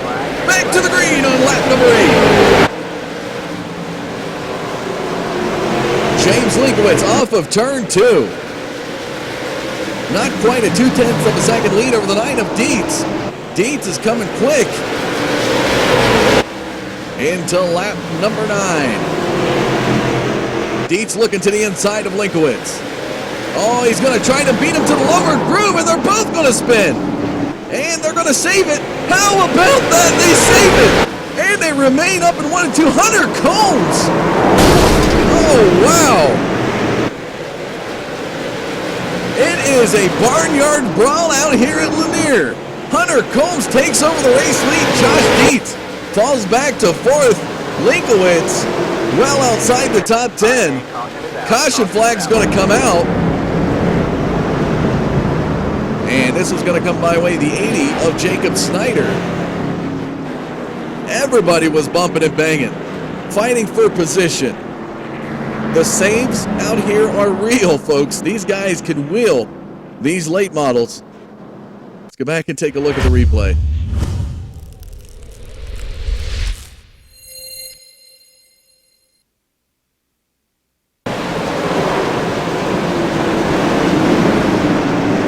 So nearly four wide action as Linkowitz tries to rejoin the race from being up in the wall.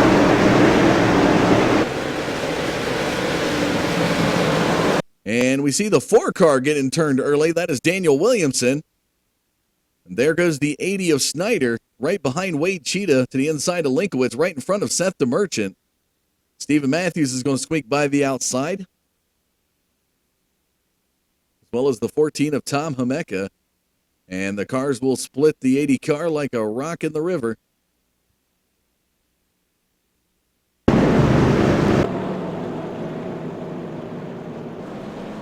So Hunter Combs up front as we see the 7 of Kyle Leverod getting a wave around. Leverod currently 2 laps down. He'll get 1 lap back.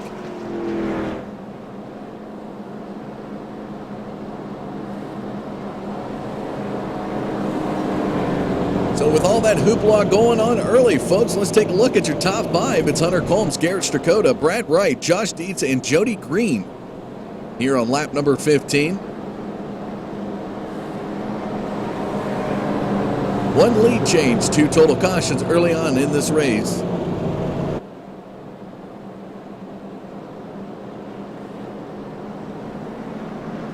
Lights come off the pace car here on lap 16. Hunter Combs will be taking us back to the green. Garrett Strakota will be to the outside. 48 of Brad Wright, the 9 of Josh Dietz in that second row. Here we go. Pace car into the pits. There's the green flag. Hunter Combs back to the front.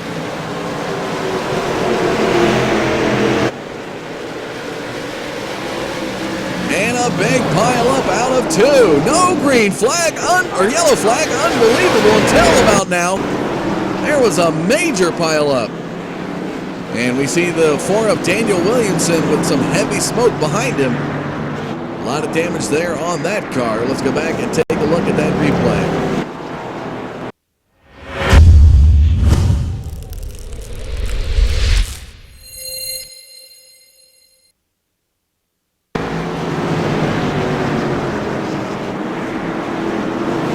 So here's a look at the restart.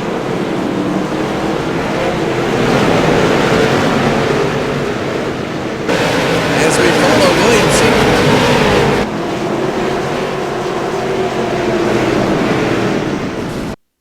Right there, you're going to see a major pileup, and it was Tom Hameka that we were looking at earlier. Williamson is going to come into it. And Doucette, we see Cheetah, we see Hardin. The 68 car of Gary LaViolette's involved in this one. Everybody's just going to go up there and take a look at the wall. Big old check up there. And Tom Hameka, unfortunately, with the damage on his car.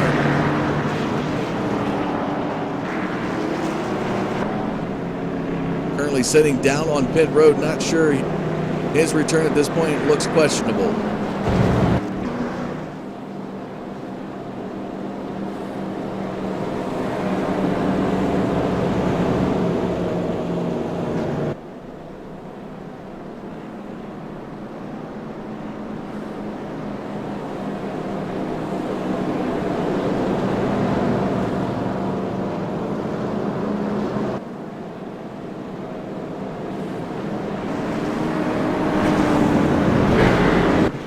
So the lights come off the pace car. We're going to be back green on lap 23.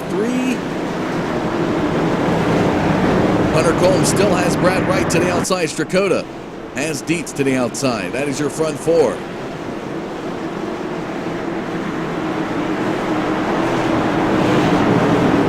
Pace car into the pits.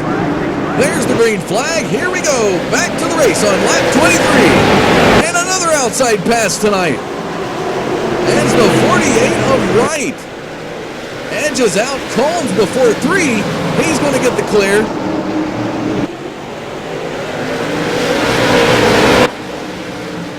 Tanner Cook now back there fighting for 4th with Garrett Strakota. Started 13th, hard charged his way up into the top 4, and he's trying to hold on to it. Back behind them, Jody Green and Cody McCauley are going at it. Green to the inside of McCauley.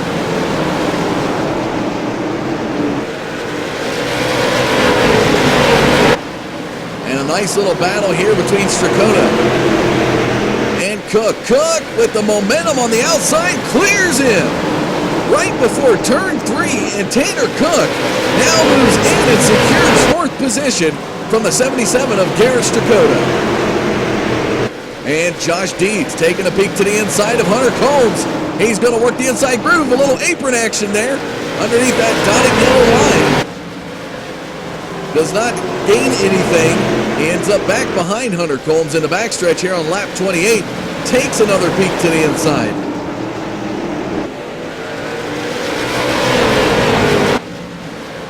And some cars looking a little bit loose. We've seen some smoke action there off of 2. Top 3 drivers are pulling away from the rest of the field just a little bit. Tanner Cook wants to come up and join the party. Back and forth, has pulled away about 7/10 of a second ahead of the 77 of Strakota. And how about the battle behind him, as now Linkowitz looks to the inside of Green. Off of turn 4, here comes the 91 of Matthews. And Linkowitz with a little bit of body work done to the right side of that bumper. And he's going to attack the quarter panel of Jody Green, and he's going to spin. Everybody fighting for that lower groove, forcing another car to spin out, and Linkowitz tagging Jody Green's quarter panel right on the exit of 4, and that's going to bring out another caution.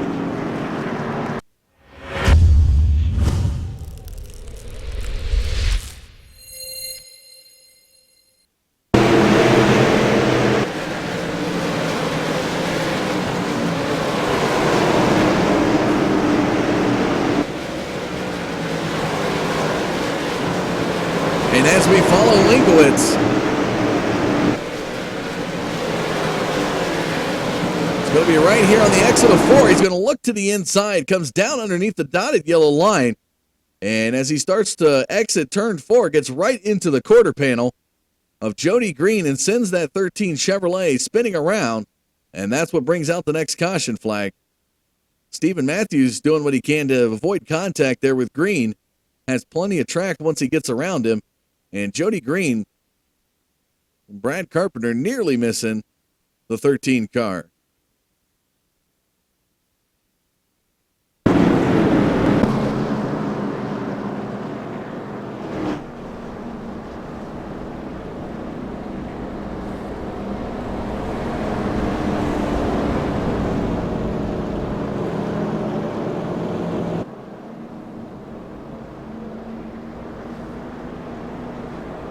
So 35 laps complete now here in the late model stock race at Lanier National Speedway. 14 laps led for Brad Wright, 12 to Hunter Combs behind him, and 9 to Josh Deeds, who's currently back there in 3rd.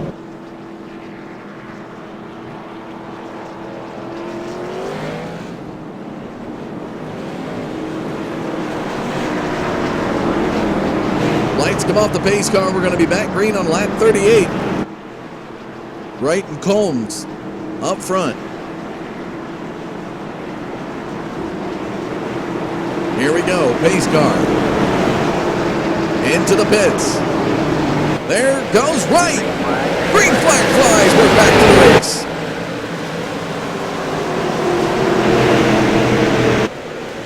Josh Deeds looking to edge out Hunter Combs for second position. The battle behind Brad Wright. off of turn 4, side by side.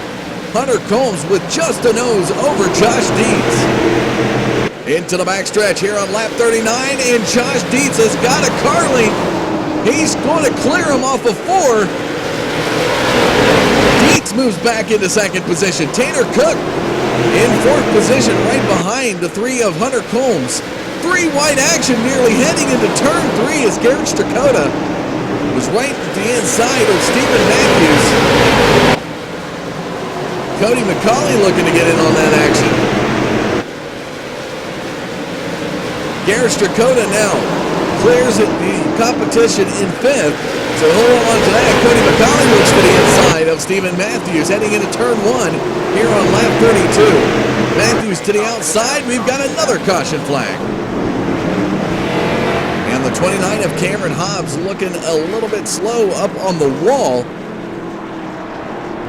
Let's go back and take a look.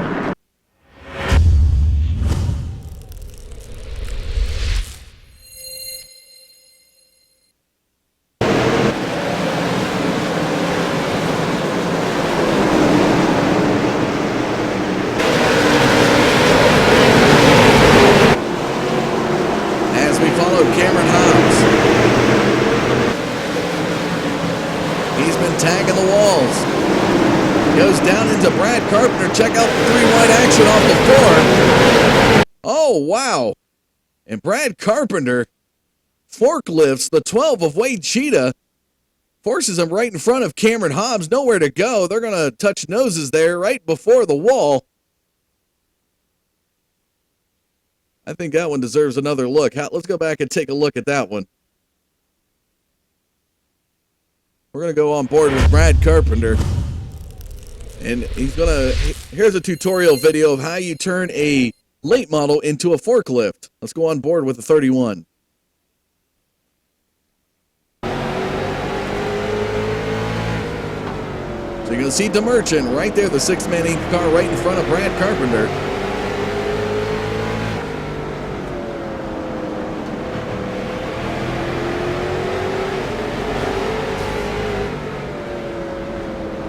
There's Doucette to the outside. Cheetah to the inside. Right there, he picks him up. And there goes Cheetah. So could you really blame Brad? Probably not, as Wade Cheetah was fighting to the inside and just came over the hood of the 31 of Carpenter. Something you see very little of.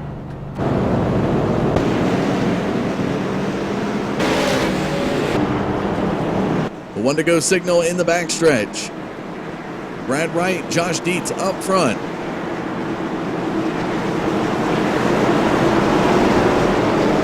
Pace car into the pits. There's the green flag. We're back to the race. Dietz not quite looking for that lower groove just yet.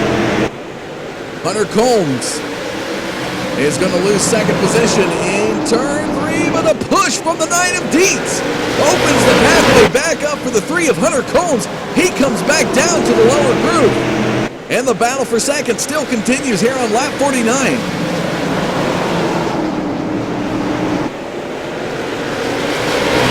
Momentum swinging to the outside line of Josh Dietz, but he still cannot shake loose the 3 of Hunter Combs. Dietz with another push in 4, but he's going to try to rally it back in the front stretch. Looks like he is starting to lose momentum. Here comes Hunter Combs in the backstretch.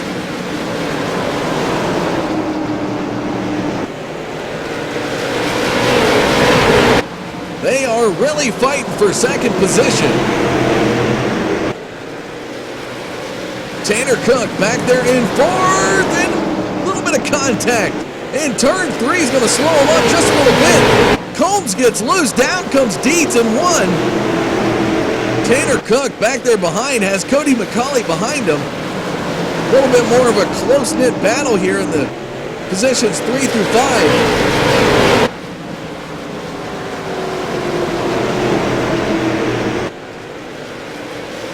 And Cody McCauley back behind Tanner Cook.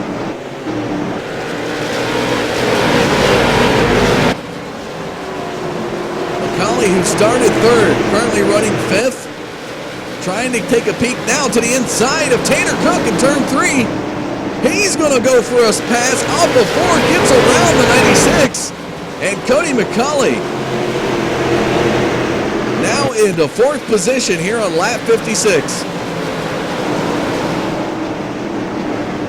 Garrett Strakota feeling the pressure here from Mason Dunn. Dunn to the outside, the 91 of Matthews back to the inside behind Strakota. Cooler temperatures providing that outside line to be competitive as we see Mason Dunn working the outside of Garrett Strakota. A little contact in the front stretch. They're going to continue on through turn number 2. 77 of Strakota. Oh, and how about that? A door slam from Dunn. Strakota says, I'm going to give it back to you in 4. Dunn spins out, but he saves it. Around goes Strakota and Stephen Matthews now to the inside of the 77. Matthews allowed that contact to happen and was able to squeak by on the inside as both Dunn and Strakota were going at it. 39 laps led now for the 48 of Brad Wright up front. He's got about a 0.2 of a second lead over Josh Dietz in the backstretch here on lap 61. Front 2 drivers just about 3/4 of a second ahead of Hunter Combs, who tags the wall in the front stretch. Cody McCauley starting to pull away from Tanner Cook just a little bit. And just as we get some green flag running, we got another caution flags, and we see James Linkowitz down there. And boy, that car has seen better days, folks. Linkowitz. I go back and take a look at the replay here.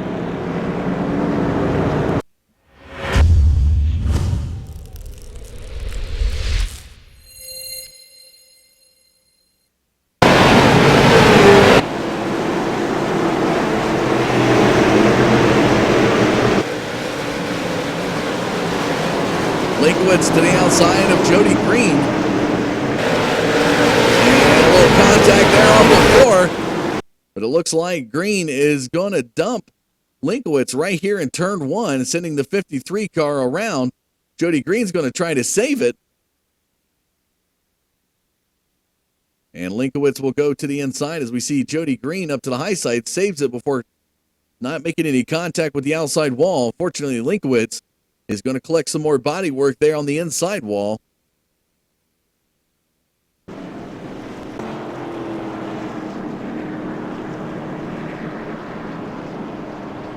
Definitely a lot of work coming up in the 2 weeks off for this 53 team. Get that car prepped and primed and ready for Southern National on January 7th.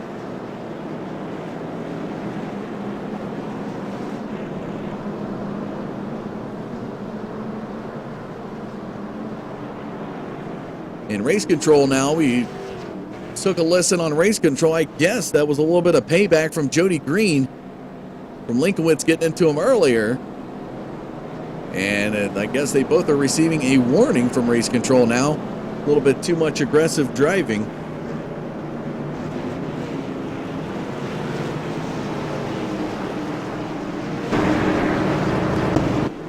So the lights off the pace car. We're going to get the green flag on lap 68, past the halfway point of tonight's race. Here for the bottom line 250 at Lanier National Speedway, pace car into the pits. Brad Wright not ready to take off, but Josh Dietz was.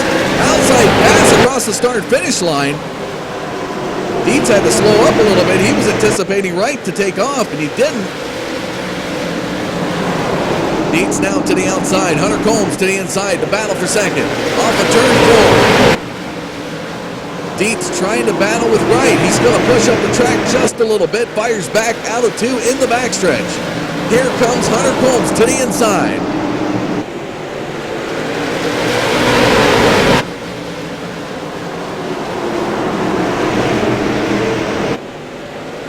Oh, and a little bit of contact there. Hunter Combs, as Dietz crossed over right in front of Combs. He's going to make contact with Wright. Dietz goes to the lead. Into 71. Josh Dietz has taken over the race lead. The three of Hunter Combs now to the inside of Brad Wright. Cody McCauley looks to join the action. A little bit of looseness there from the 62. He's going to fall back just a little bit. Now Hunter Combs trying to clear the 48 of Brad Wright. Will do it in the backstretch here on lap 72. Oh, and the 48 of Wright slides a little bit off of 4. Tanner Cook swings by the inside. Cook now back up into the top 4. Wright looks on from the 5th position slot. Double file action. Near 3 rows, 3 to 4 rows of double line action behind Brad Wright. Stephen Matthews to the outside of Garrett Strakota. Scribner to the inside there of the 33 of Scott Naslin. These guys are battling hard. Ryan Doucette to the outside of Mason Dunn. Ooh, a swing over move there by the 35 of DeMerchant right in front of the 49th car.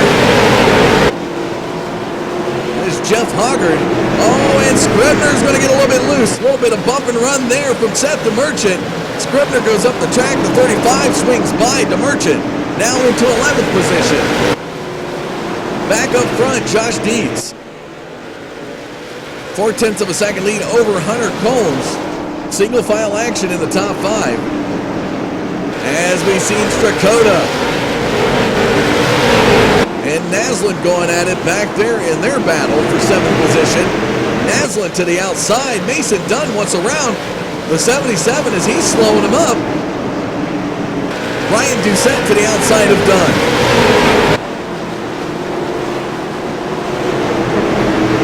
Doucette trying to hold on to that outside groove. And Naslin is going to edge out Strakota here on lap 79. Naslin in 7th position. Strakota back in 8th. Ryan Doucette, 3 wide action in turn 2. Oh, and a little bit of slide from the 71 of Ryan Doucette.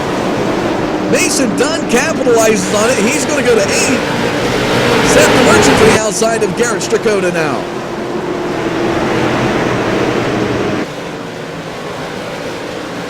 Call it a little bit of sandwich action.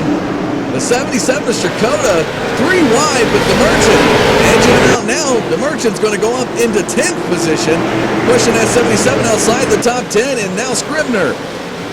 Looking to the outside of Hoggard. Now Strakota in turns 3 and 4. They are fighting hard.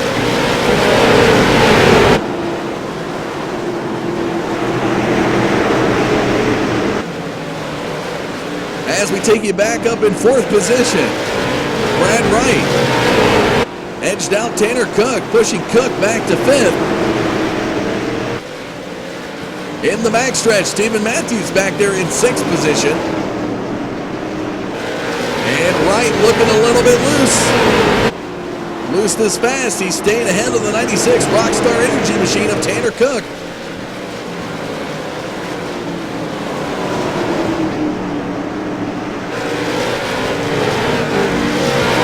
To watch the battle as they head into the turn, into the backstretch now out of turn number 2. Tanner Cook's going to take a peek to the inside of turn 3. Hunter Combs has closed the distance on Josh Dietz, under a 1/4 second of a gap now. Cody McCauley back in 3rd. Just about 1 second behind the 9 car as they head into lap number 88.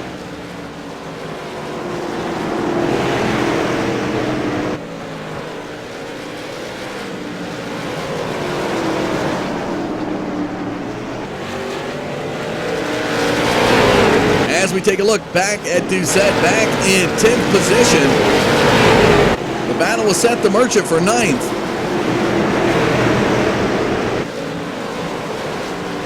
Oh, Doucette's going to tag the wall in the backstretch, but he's still looking faster than the 35 on the outside groove. He's going to edge him out across the start-finish line.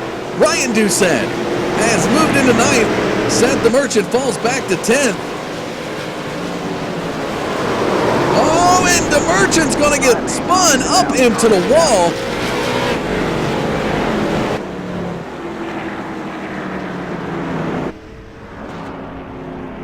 And some words exchanged down there with the 58 car.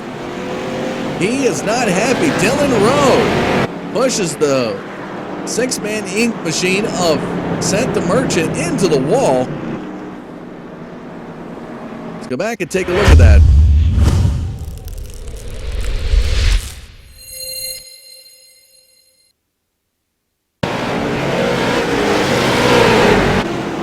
So there's the outside pass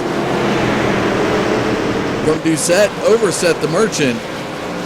And right here, as we're following it, you can see Rowe gets into the Merchant's quarter panel, getting him loose. And he's just going to drive him right up the track into the wall.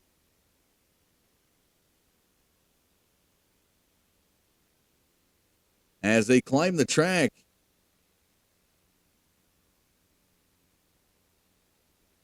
just going to be a short ride and no contact with the wall, luckily, for Seth the Merchant.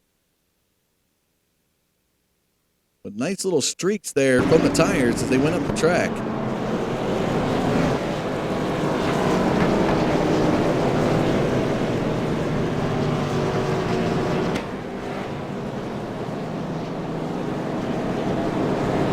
The next time they cross that start-finish line, it'll be 30 laps to go.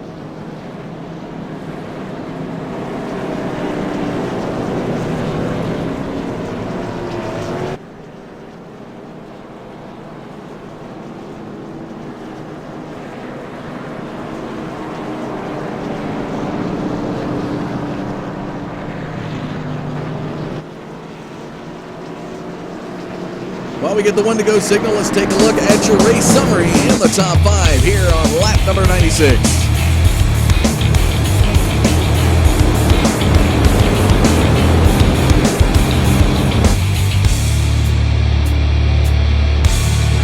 Five lead changes, 7 total cautions. Dietz, Combs, McCauley, Wright, Cook, your top 5. Pace cars into the pits. There goes Josh Dietz.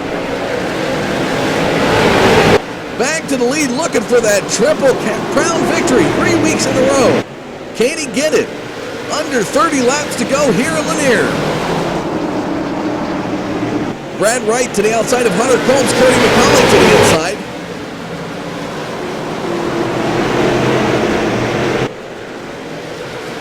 Tanner Cook back behind the double file action. Brad Wright trying to work it. He's going to get right in front of McCauley. Combs off the wall yet again. Mason Dunn back behind Tanner Cook.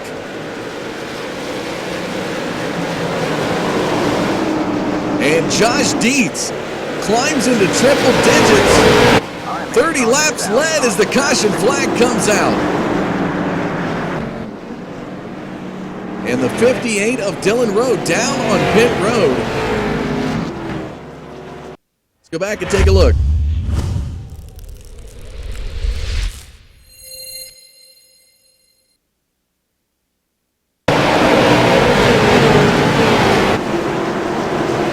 We follow the 58.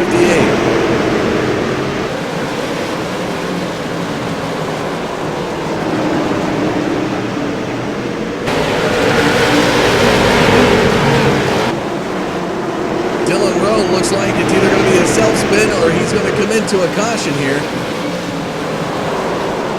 And by the sounds of it, he's going to come into the caution as Kyle Leverall is going to go spinning. Oh, and... is that a return favor there? Was that a return favor there? Ouch. As Dylan Rowe's going to tag pit road. Why not come down pit road? You're already on it. Little helping hand there from the guy who he drove up into the wall in turn 4, Seth the Merchant.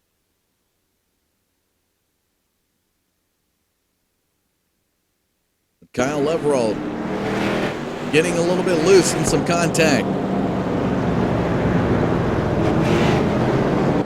A little drama here tonight as Dylan Rowe in between. Dylan Rowe has a car in between him and DeMerchant. That is the 65 of Wayne Hutchinson.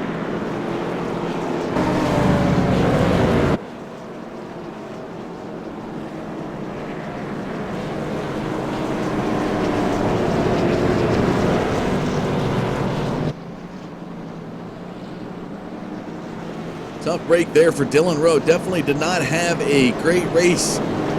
Got into a little bit of contact in the super lates. and was now just pushed down pit road, so he might as well come down and get a little bit of refueling action down on pit road before he gets back out on the field. A little splash and go. This is the late model stock, the Bottom Line Radio 250 here at Lanier National Speedway, week 3 of the Cars eSport Tour. We're ready to go back green on lap 106. It's going to be 20 laps to go. Josh Dietz, 36 laps led. Hunter Combs to the outside. Here we go. Pace car in the pits. Dietz off of 4. There's the green flag. Boy, is Brad Wright really giving it to Dietz's bumper all the way through 2 and into 3-4. He's going to push him up the track. A little bump and run action there from Brad Wright. He goes back to the lead. 3 wide action. Mason Dunn into the wall. Oh my goodness. Dietz is going to be spun. Oh, and DeMerchant into the side of Dietz. Insult to injury. Wow. Ladies and gentlemen, you are getting your money's worth in show tonight. Yes, it is a free show out here on YouTube, so you definitely are coming away with a gain with all this drama here at Lanier National Speedway.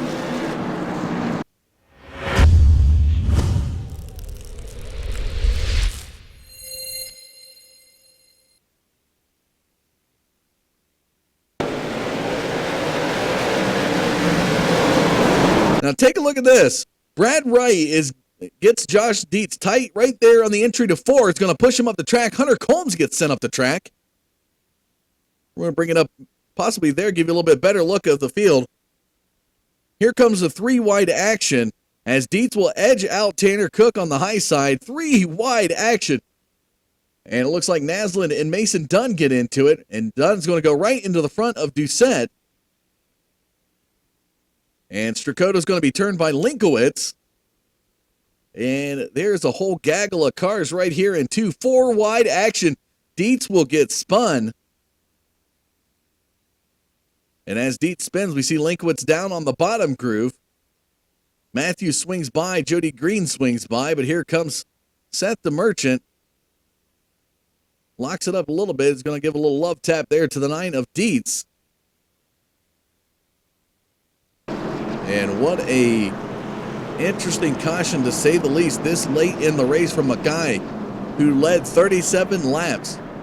Was looking to get 3rd victory, and the night is still not over. He's back in 10th position now. Under 20 laps to go. Can he do it, folks? Not quite 10 to go. We got the 1 to go signal now. Tanner Cook looking for his first victory, as well as the 48 of Brad Wright.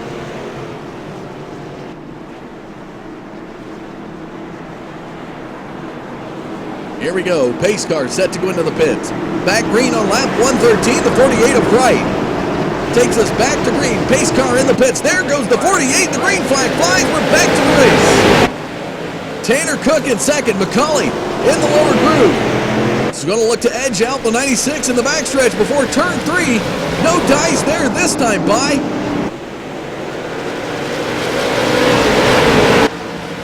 12 laps remain here at Lanier. Tanner Cook in second position. Cody McCauley third. Hunter Combs has fallen back to 4th.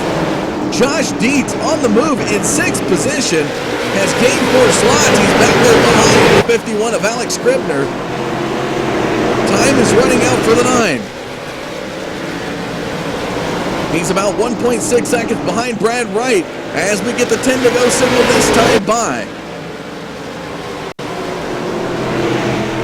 Wright has stormed out to almost a half a second lead over Tanner Cook. Less than 10 laps to go. It's going to be 9 at the line.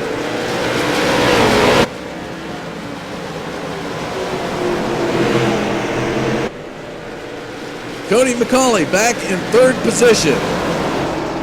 Laps winding down here tonight.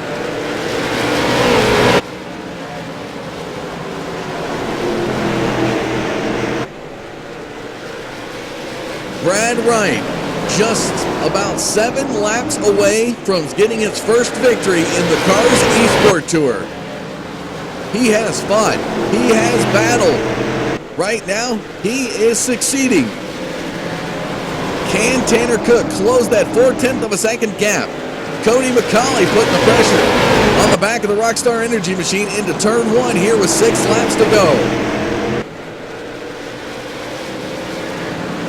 Time is running out. Tanner Cook off of 4.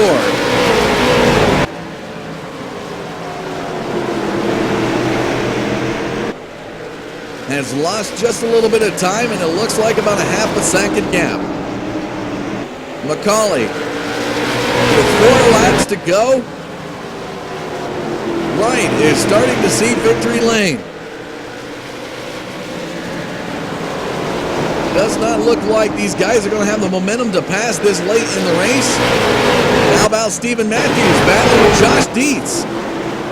3 laps to go in the 91, battling with the 9. Off of 2, Dietz forced back to 7th in the battle for 6 with Matthews. Matthews to the lower groove, Dietz to the high side. 2 laps to go. The next time by, Brad Wright will see the white flag. Oh, Hunter Combs is going to tag the wall before 3. White flag in the air. 1 more lap to go for Brad Wright. A bittersweet night for the 48 after all he has endured. Ahead, and here comes Tanner Cook. Not going to have it. Brad Wright takes victory here at Lanier. Tanner Cook edges out Cody McCauley.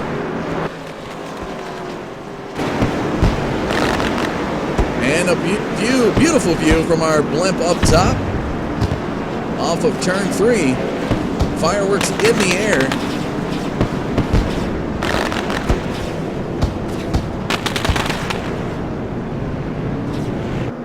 And taking his victory lap, the 48 of Brad Wright.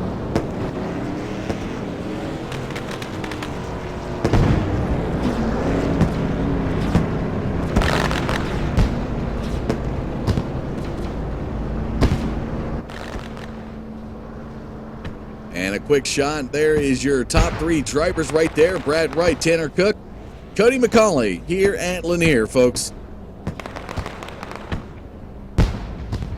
Fireworks still going off out there. Beautiful budget there you have for a beautiful sight. Results on the screen. Going to look to get some driver interviews for you.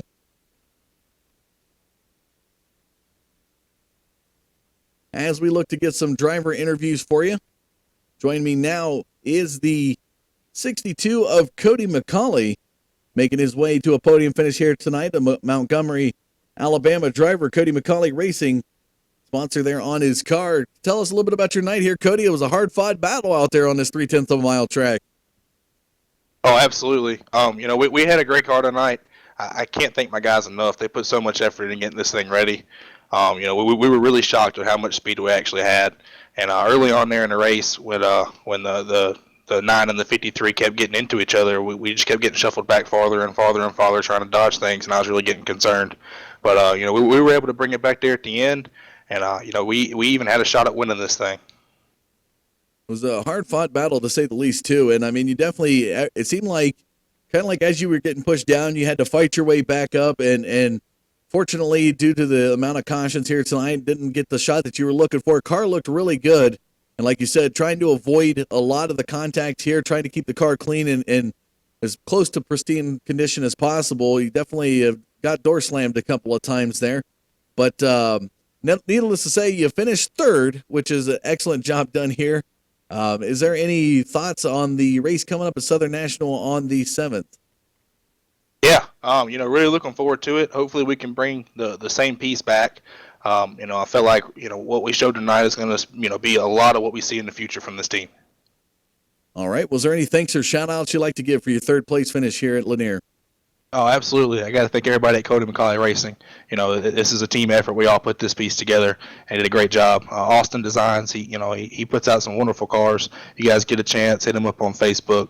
My spotter, Troy Lent and Russ Chisneski, they did a great job keeping me out of trouble all night. I can't thank those guys enough.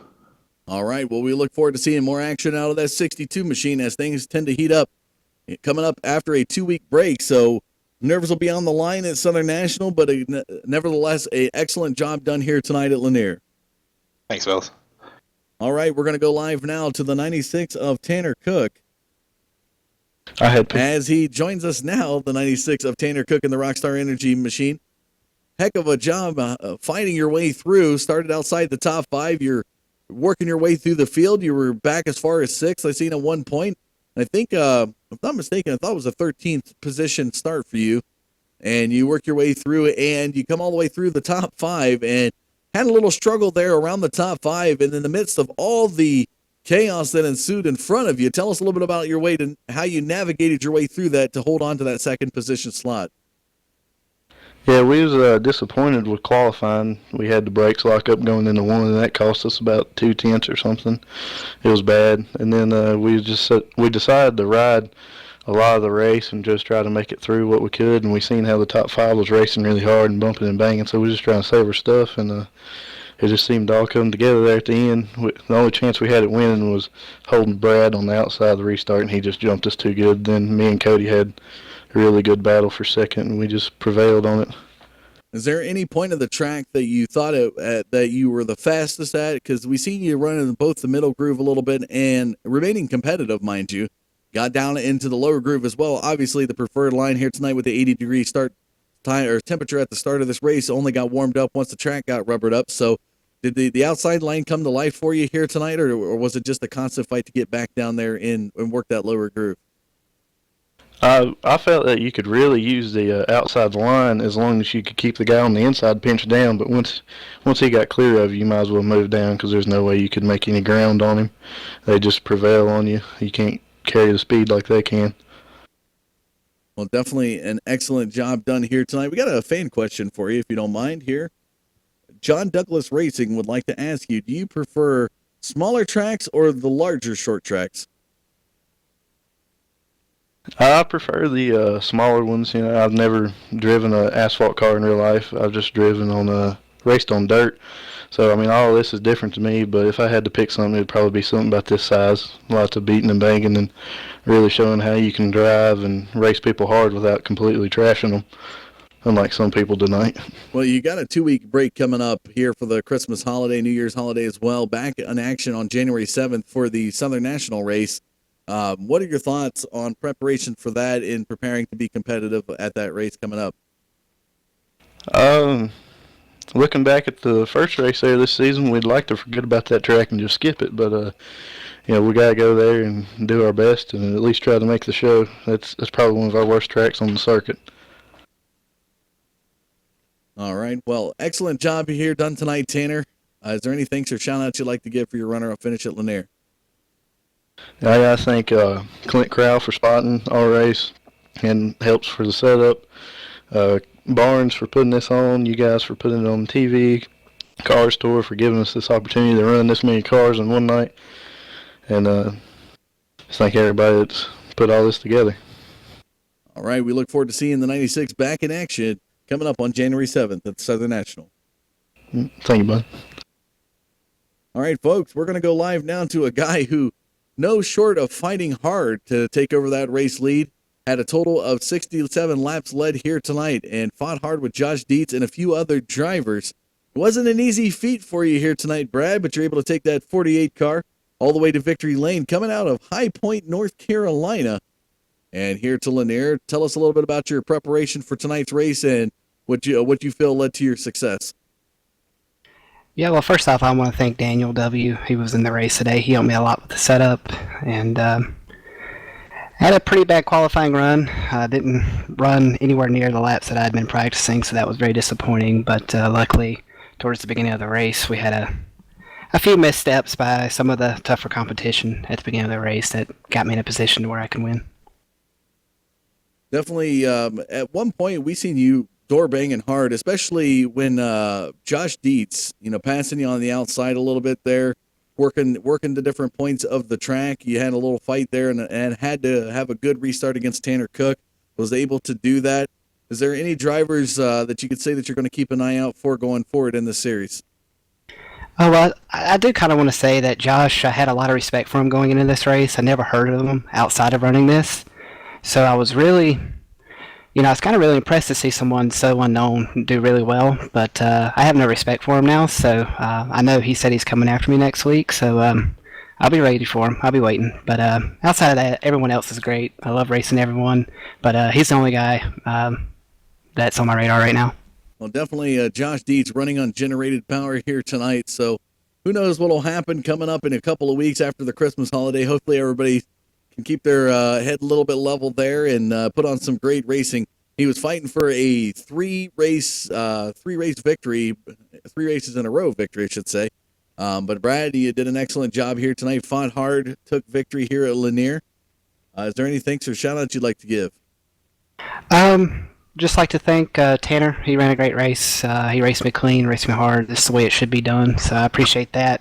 And just thank Jeremy Allen, Josh Berry, Daniel Pope, Jordan Erickson, Patrick Fogel, all the guys that give me the motivation and brought me back to come run this thing. So I appreciate all what you guys do. You put on a great show yourself, so I appreciate that. And have a happy holiday. All right, excellent job done here tonight, Brad. We look forward to seeing the 48 continue the momentum heading into Southern National on January 7th. There you have it, folks. What a great night of racing. And again, talk about it all the time. You get some free entertainment out of here, the Cars eSports Tour. But these guys put on a great race. Nevertheless, fighting hard for every position. We saw it here in both the super late model and the late model stock races that took place here at the 3/10 mile track Lanier National Speedway. Folks, the results are up on your screen. The 48 of Brad Wright taking victory. The 96 of Tanner Cook in second. Cody McCauley, Hunter Combs, Alex Scribner rounding out your top 5. Josh Dietz will fall back to 6th. Stephen Matthews 7th. Daniel Williams 8th. James Leakowitz 9th. Jeff Hoggard rounding out your top 10. Jody Green, Scott Naslin, Kyle Leveron, Garrett Strakota, Gary LaViolette through 15. Brad Carpenter, Seth DeMerchant, Wayne Hutchinson, Tommy Ryan, Ryan Doucette through your top 20. Mason Dunn, Adam Rigo, Dylan Rowe, Ricky Hardin, Cameron Hobbs, Wade Cheetah, Robbie Bundon, Tom Hameka, Jacob Snyder, and Jeremy Adams will be your field here this evening. Folks, we hope you enjoyed tonight's broadcast of the Bottom Line Radio 250 here at Lanier. Enjoyed bringing it to you here on the Digital Forge Broadcasting Network. Coming up in 2 weeks, we'll have the Southern National race as these guys will take a break for the Christmas and New Year's holidays.